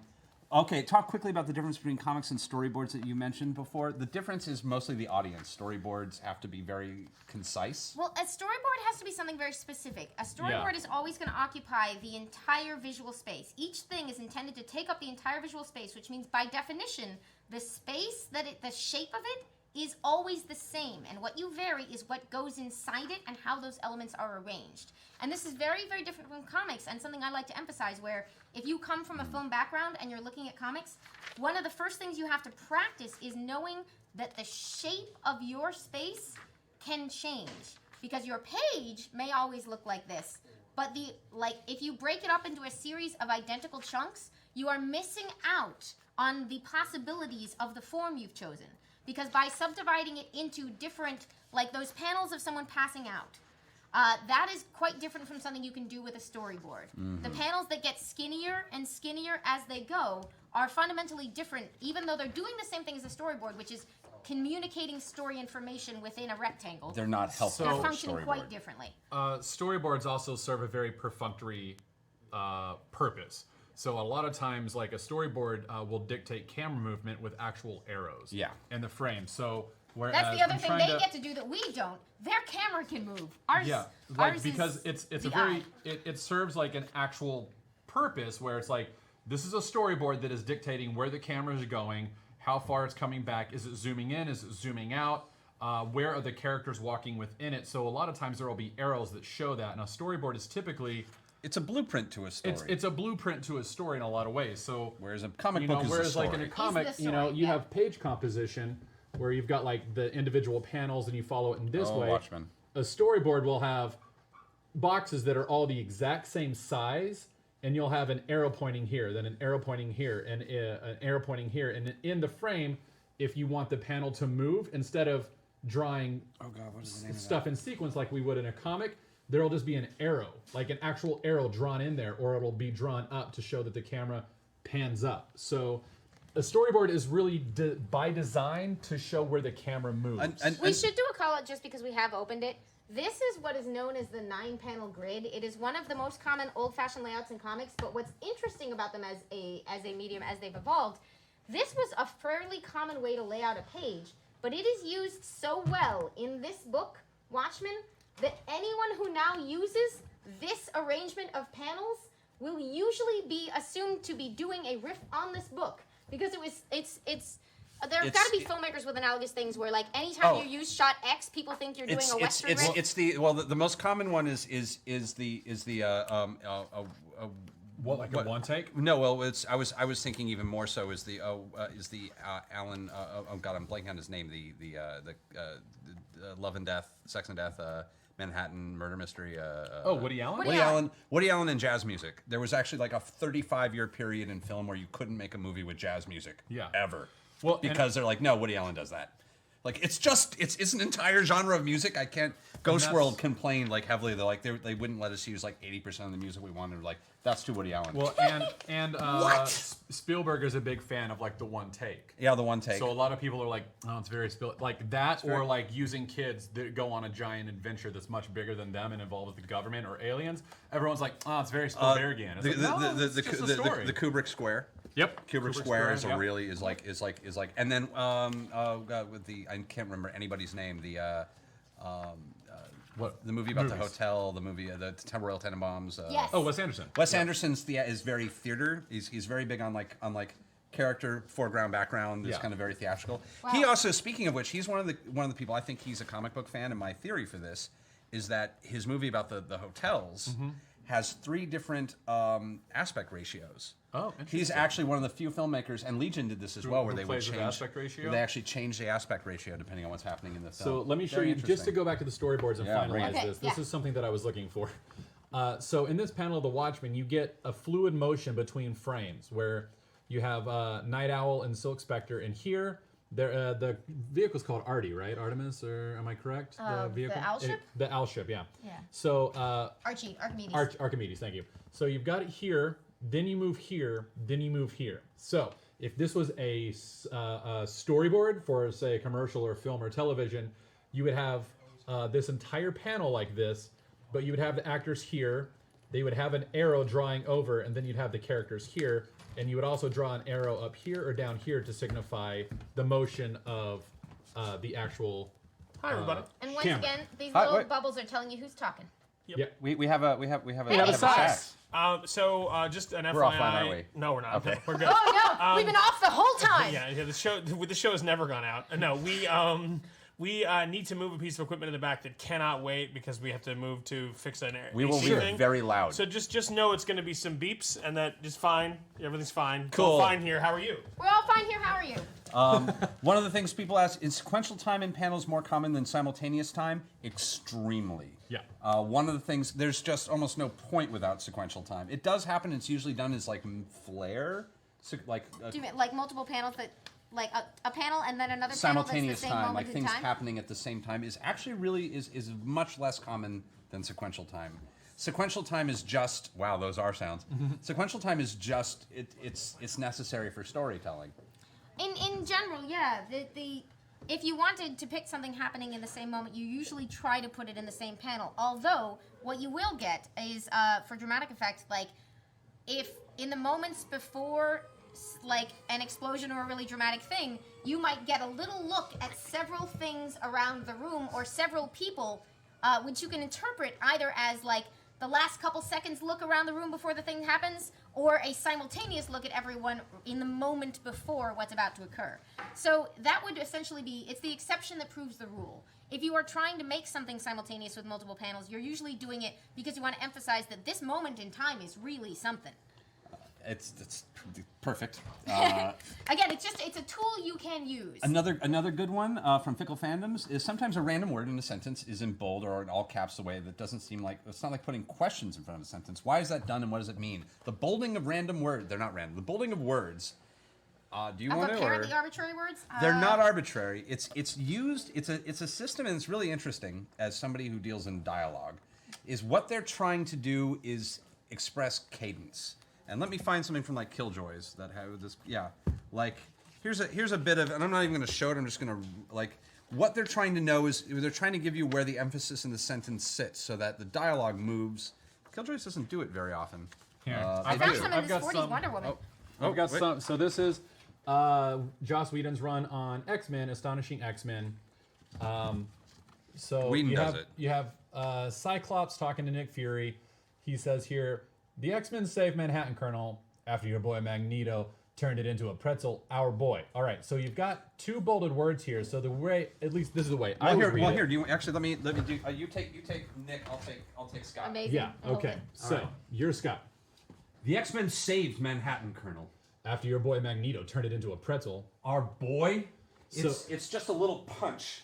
It's a little punch. So, and what they're doing, like he's emphasizing the word boy. It's almost as if like he's been Well, insulted, because- or like, what do you mean by Because boy? our Like, boy he's a man? question Like, mark means, who do you mean? It could mean, who's our boy? Yeah, who's our like? So Our there's boy? Our there's boy? emphasis Our boy? on that, and there's emphasis on save because so this comes down to this is almost the dialogue artist, the letterer. Letter. This is almost the letterer putting like being the acting. Like Yeah. the letterer is almost like kind of the actor in a lot of ways, where he's decided that Cyclops is emphasizing the word save because that's what his character wants to point out to Nick. He's saying the X-Men saved Manhattan. Like, what are you talking about? Yeah, you hit wanted that. to You make hit fun that of point this.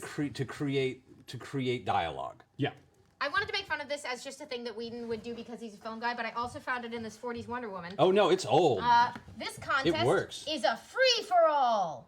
That's essentially it's saying that the way person would deliver this they're worried. This is a big chunk of text. This is a big, basically unreadable chunk of text. It says this contest is a free-for-all. You will lasso an opponent, pull her to the ground, and tie her up. Attendants will furnish fresh lariats and carry defeated contestants off the field. That's a lot, right? This contest is a free-for-all. Exposition, exposition, Yep. exposition. They want to get your attention on that. You'll also notice that a bunch of times they'll just bold Wonder Woman here to sort of remind you what you're doing and which words are most important. They don't do it every time because it's the 40s and we're not that consistent.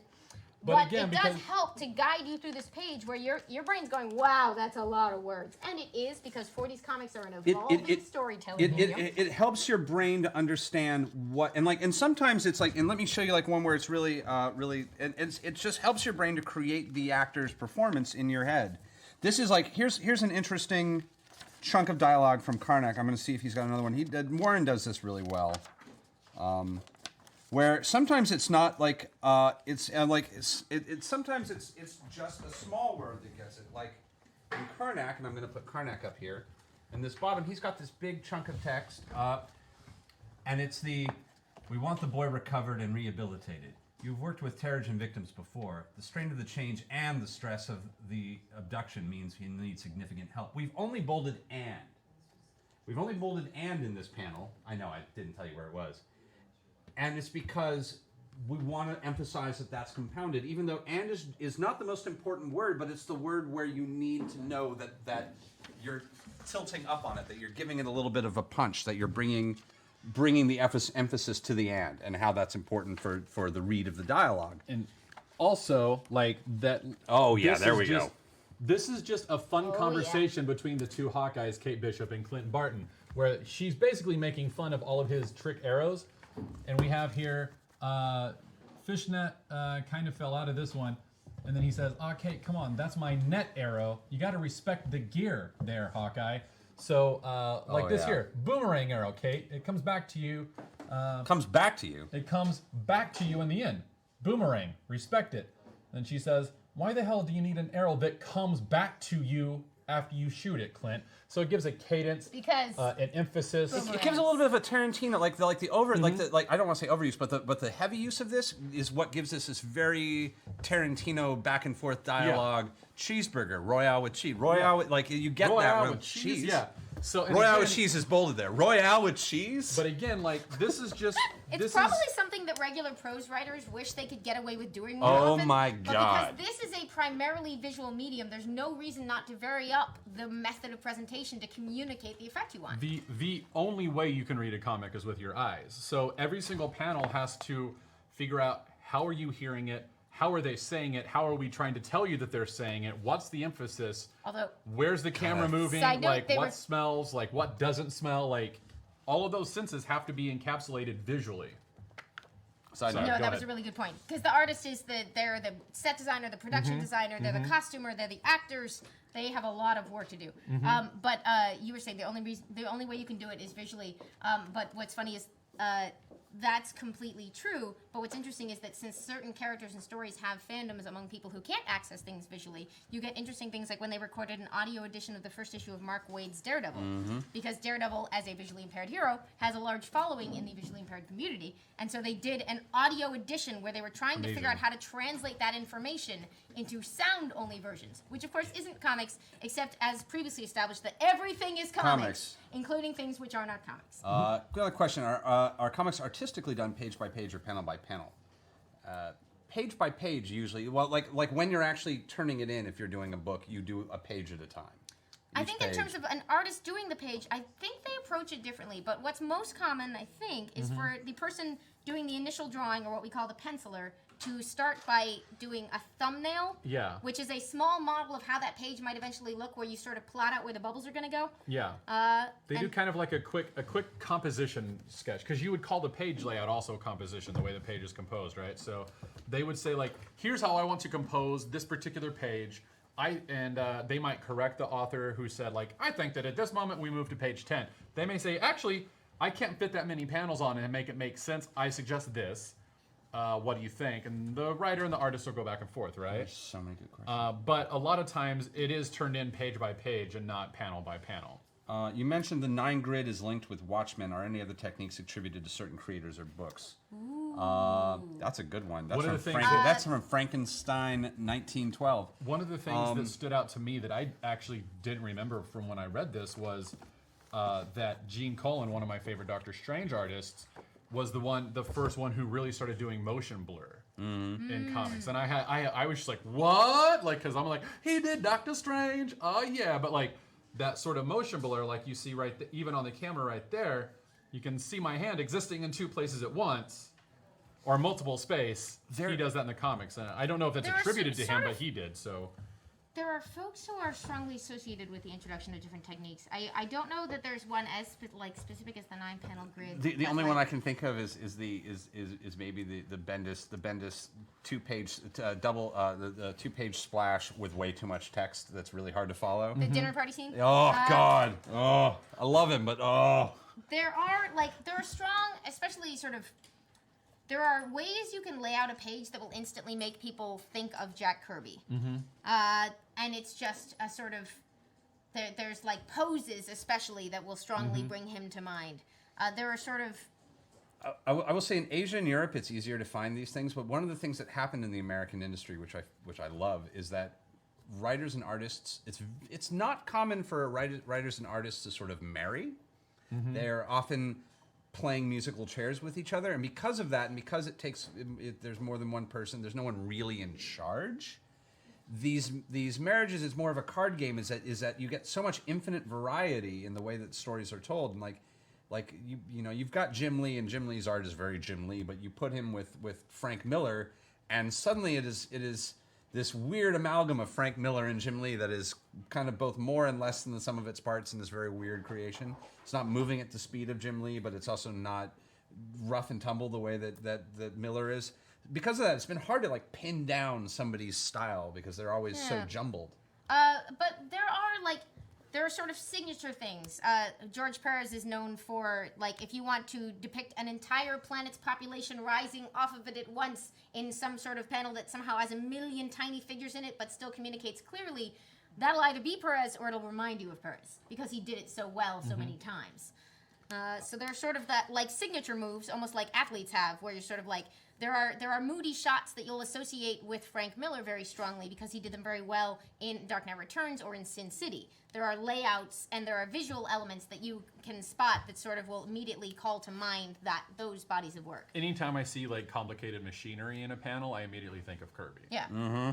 Like, and I don't know if that's just me. I don't know if that's an industry-wide kind of thing, but like. But that also goes into there are specific ways of designing machines that remind us all of Kirby. Influences that he crystallized into his approach to making up fantasy technology that become very recognizable. And they briefly touch on the non sequitur panel in here, where sometimes there'll just be a panel that doesn't seem to relate to the panel before and the panel after it. He was very, very good at making, and I don't want to call it necessarily a non sequitur panel, but knowing how to completely break the narrative in a way that made sense, where you'd be somewhere and then something else somewhere else with somebody else would happen and you would immediately go back there, and it still had that flow, and there was still, even though you just had this huge wrenching out of the narrative and then being punched back into it. But you do get, like, independent cartoonists especially get styles which are very, very recognizable. There's a certain sort of there's a certain sort of emotional storytelling done by an independent artist like, say, Adrian Tomine or Tomine. I'm actually not sure which one of those is right, and I'm very sorry. I love your work. I think it was great. So his work, in this particular story, he is telling a story of many small moments. And one way we know that is that he has chosen this extremely small, like, panel size so that he can fit a ton of small moments on a page. And in his case, the way his story tells, it doesn't feel like you're racing through these. It feels like you're living through a million small moments with only a few characters in a small confined space with occasional moments of peace external to it. And this is essentially like film or any other medium. This creates a totally different mood from that enormous 2-page splash of someone performing at a rock concert that we had before. That would be very out of place in this story. It would change the tone of this story strongly.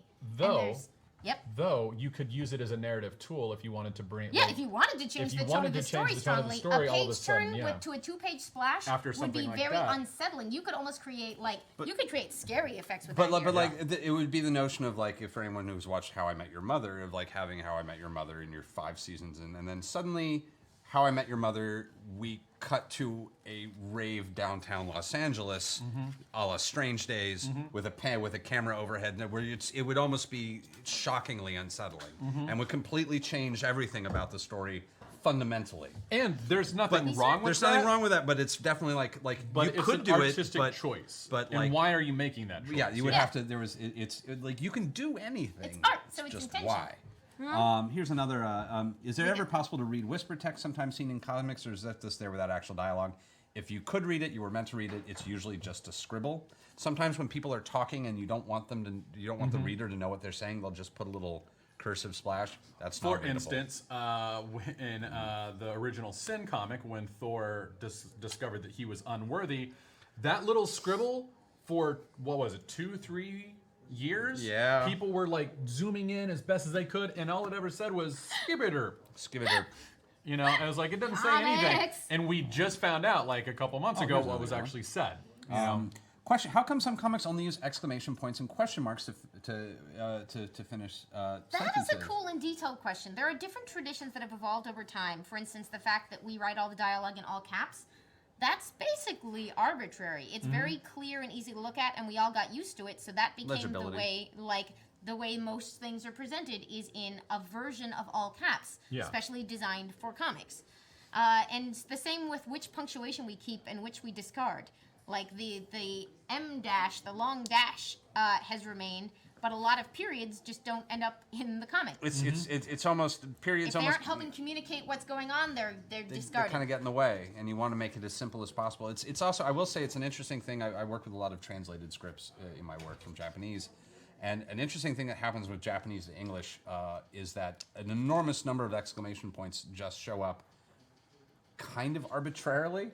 I've over the years, I've been figuring out why translators will just decide to add to a 25-page script 90 exclamation points, and it's one of those where a lot of sometimes there are readers who don't necessarily know what they're used for, and so just have decided that it means emphasis, and so oftentimes an exclamation point will just be kind of a throwaway for this is important, but all the dialogue in this book is important, so it all gets exclamation points, which is very much. Do we have some good Twitter questions? I saw a few of them. There were a lot have of great so questions. many about this. I questions. hope we've covered some of them. Liz Zen had asked, said there's a lot of visual shorthand going on in comics. How do I learn how to read the images for movement and emotion? And I hope that we've covered a little bit of that. But the other part of the answer, of course, is just a lot of practice. Time and be willing, and this is important to understand that a lot of this is up to you, and you get to decide what's right. I mean, you sit and you absorb this art, and your interpretation of it is important. It's not. There's not a right or. There's not really a right or wrong answer. It's Except one of us is right about how many snaps there are, and we will never know which one. That's 1, 2, 3, 4, and we it's all in agree they sequence. all snap. But it is in sequence. But It's not- but I that is. never want to know. That is I never want to know. That is a book where the chronology of events is actually always weird. Like they take advantage so many times of like you didn't really think about how much time passed between those 2 panels, did you? Or those 5 panels, did you? No, I didn't. Oh shit. We had trying to also find- Julia Haplo, Fickle Fingernails, had asked, I try to read comics like books and end up frustrated and unfulfilled. How do I stop my attention from focusing just on the text? And she said, unfortunately, I'm aware that this question kind of boils down to how do I appreciate art, and I'm not sure you can cover it. But there is a real answer here. I've got one too, so you go ahead Okay, first. my answer would be that sort of paradoxically, if you find yourself focusing more on the text, seek out words that are drawing heavily on the non-text visuals for their storytelling. The book won't make sense unless you engage with the rest of the pictures. So a lot of like writer-artists are probably going to be very good for you here because they're more likely to be using background elements to convey really essential story information, and that can really help you to sink into a world.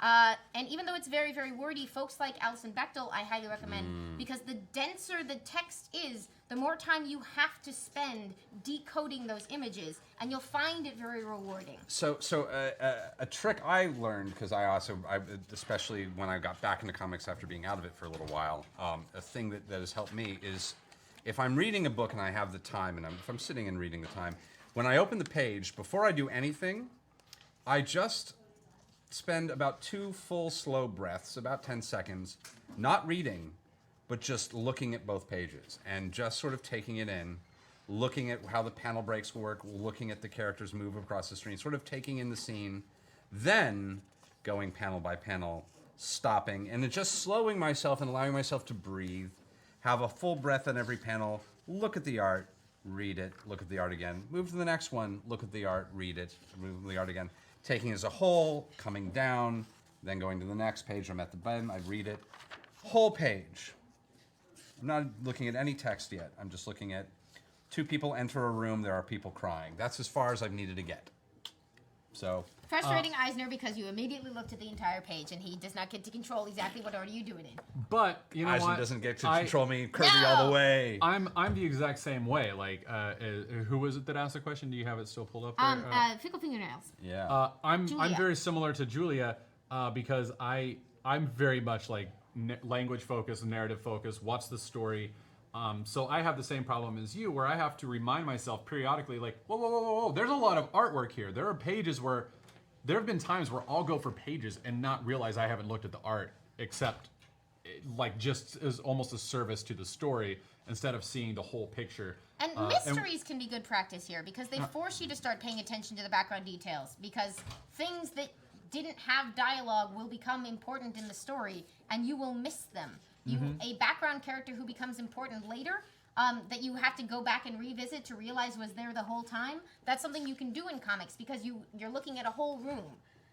And so you can plant information in the background then, like leaning into stories that take a lot of decoding is one way, I think, to maybe train up that instinct. This is just one I have to. This is actually 2 different questions. One is like, why are there less thought bubbles these days? Which is a thing. Ooh. And there are. Thought bubbles have kind of thinned out a bit. And this is, comics get influenced a lot by film techniques, but how are the new comic books movies getting influenced by comic book techniques? And this question is actually kind of like, this is one of those questions that not necessarily like the question itself is kind of reversed.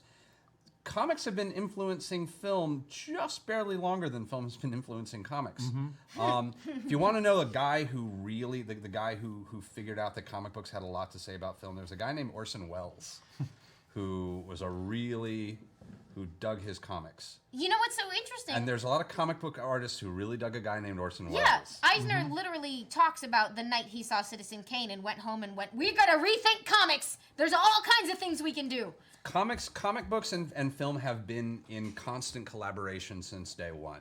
And trying to pin down, there's another movie that has an enormous amount of Japanese manga and anime, a beautiful movie that has a lot of manga and anime influence, is Dark City. I need to see Dark City. Dark City is a great way to see a Japanese comics influence on a very American or European film. This conversation, Jodorowsky and his The Man Who Almost Made Dune, and it's actually a big comic book. We will do a Jodorowsky episode, Lord. But this conversation has been going on forever, and like it doesn't happen in moments. It's like pointing to like any long dinner conversation. It's just been days and hours of people. Well, and again, like that goes back to the similarities. Hi, Tess. Yes, I have not met you, but I admire you from afar, and I really, I love your work, and I'm really excited about your Black Crown book, Tess Fowler, who has just tweeted, you have a comic book artist who has just tweeted, you have no idea how badly I want to climb through my screen and discuss this with them. Hi. Are we getting Please everything come on our right? show, Tess. Are we getting it she's right or coming on our wrong? show. She's coming on our show. Are we getting it right or wrong? And does she have? Are we I saying know, everything is this incorrectly? a good climb through the screen or Yeah, like is a this? bad Are climb we through the frustrating screen? you? She knows exactly what sandwich she has to bring to make this happen. Sorry. Hi there. Yeah, are there large print versions of comics? That's another interesting Ooh, one. this is, okay, one person talked about advantages of digital comics. Probably legibility, a real big one. Your screen probably has accessibility features and zoom features that will make like there's got to be a huge point in favor of digital comics that you can probably much more easily change them to make them work for you and your reading conditions. The frustrating thing about digital comics for me is that I like to see the whole page. Like, it drives me nuts when I can't see the composition of the whole Usually page. there's a setting you There's can a mess setting. with. There is. Usually. But- that will let you decide what way you want to be presented. But it's just small enough Yeah. when it's like in the full page that it's a little bit harder to read than a little bit of a larger size. Yeah. So I always alternate back and forth. Like, periodically, I'll be like, there was about 9 frames. I'm going to pull out, look at the whole page, go back, you know. A couple things I just because this is a question that I really want to make sure that we cover really quick is from what would you recommend to comic fans on a seriously limited budget? And there's 2 easy things I recommend for comic book fans on a seriously limited budget. I want to hear if they're the same as mine. If you have a computer, there's lots of free comics, or lots of free comics on Comixology that if you can get access, if you have that, but if you don't even have that, there's Free Comic Book Day that happens. First Saturday in May every year is a special day called Free Comic Book Day, where your friendly local comic book store, if they are able to participate and interested in doing so, will have a number of special editions that you can just sample that each publisher has prepared, where it's sort of like, here's our Wonder Woman issue for Free Comic Book Day, please enjoy. And then my favorite, your local public library. Yeah, that was my answer. Your local public library, quite possibly, most likely, has an amazing selection. They do. The Pasadena Library is fantastic. Yeah. And a lot of them have now partnered up with digital services like Hoopla to allow you to rent digital comics. In addition to that, there are also library services. Also, let me throw out, maybe this is what you were going to say. Yeah, probably. I said the word library, but what I mean is... Marvel Unlimited, Yeah. Comixology Unlimited. So, Marvel Unlimited, I believe, is $10 a month. Comixology, I think, is $8 or $9 a month. So, for just $20 a month, you have access.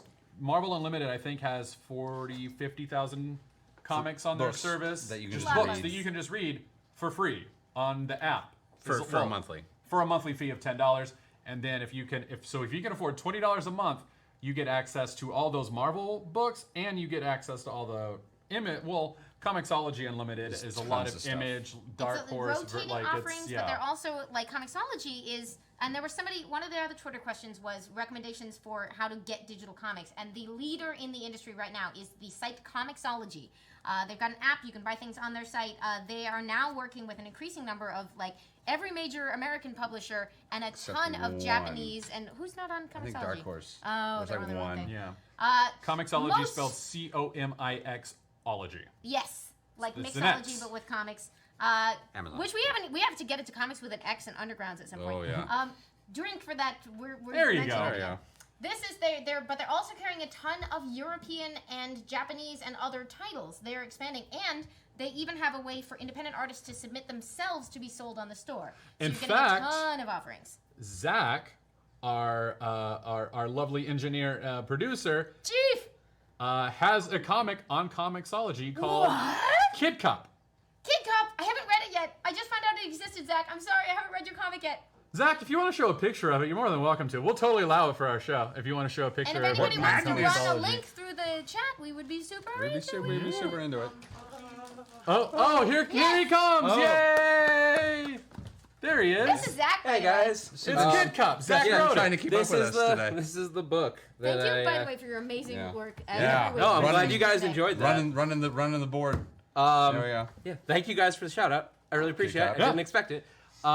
Yeah, We literally didn't work. I saw a way to throw it in. I was like, hey, we forgot to do that last week. Zach.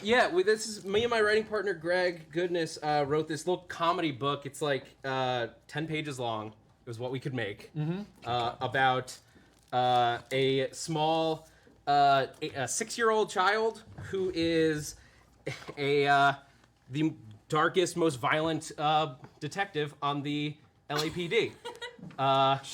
You know the LAPD, there we Yeah. are. Hey, Chief, I hear you've been talking poop about me. The character Chief in this, unrelated to me. I would say don't go further. No, I'm not going to. That's why I stopped. Not for children. Kid Cop, not for kids. But thank you guys. Yeah. Not Yeah. kid tested, not mother approved. Yeah, that's the fun thing about Comixology is like if you make a book, you just submit it and there's an approval process, but anyone can put up their comics on there. And I made it. It's We a made treasure it trove. as cheap as we could possibly do. They wouldn't let us give it away. Yeah. But 99 cents. There's a lot of 99-cent books on Comixology Submit has a ton of independent artists and writers and just stuff you'd never think existed. It's so good. But yeah, check it out. Check it out, Zach. If you read it, please tweet me at that Zach Wilson because like I want to hear How much about you loved people. it. Or if you didn't, we want to know.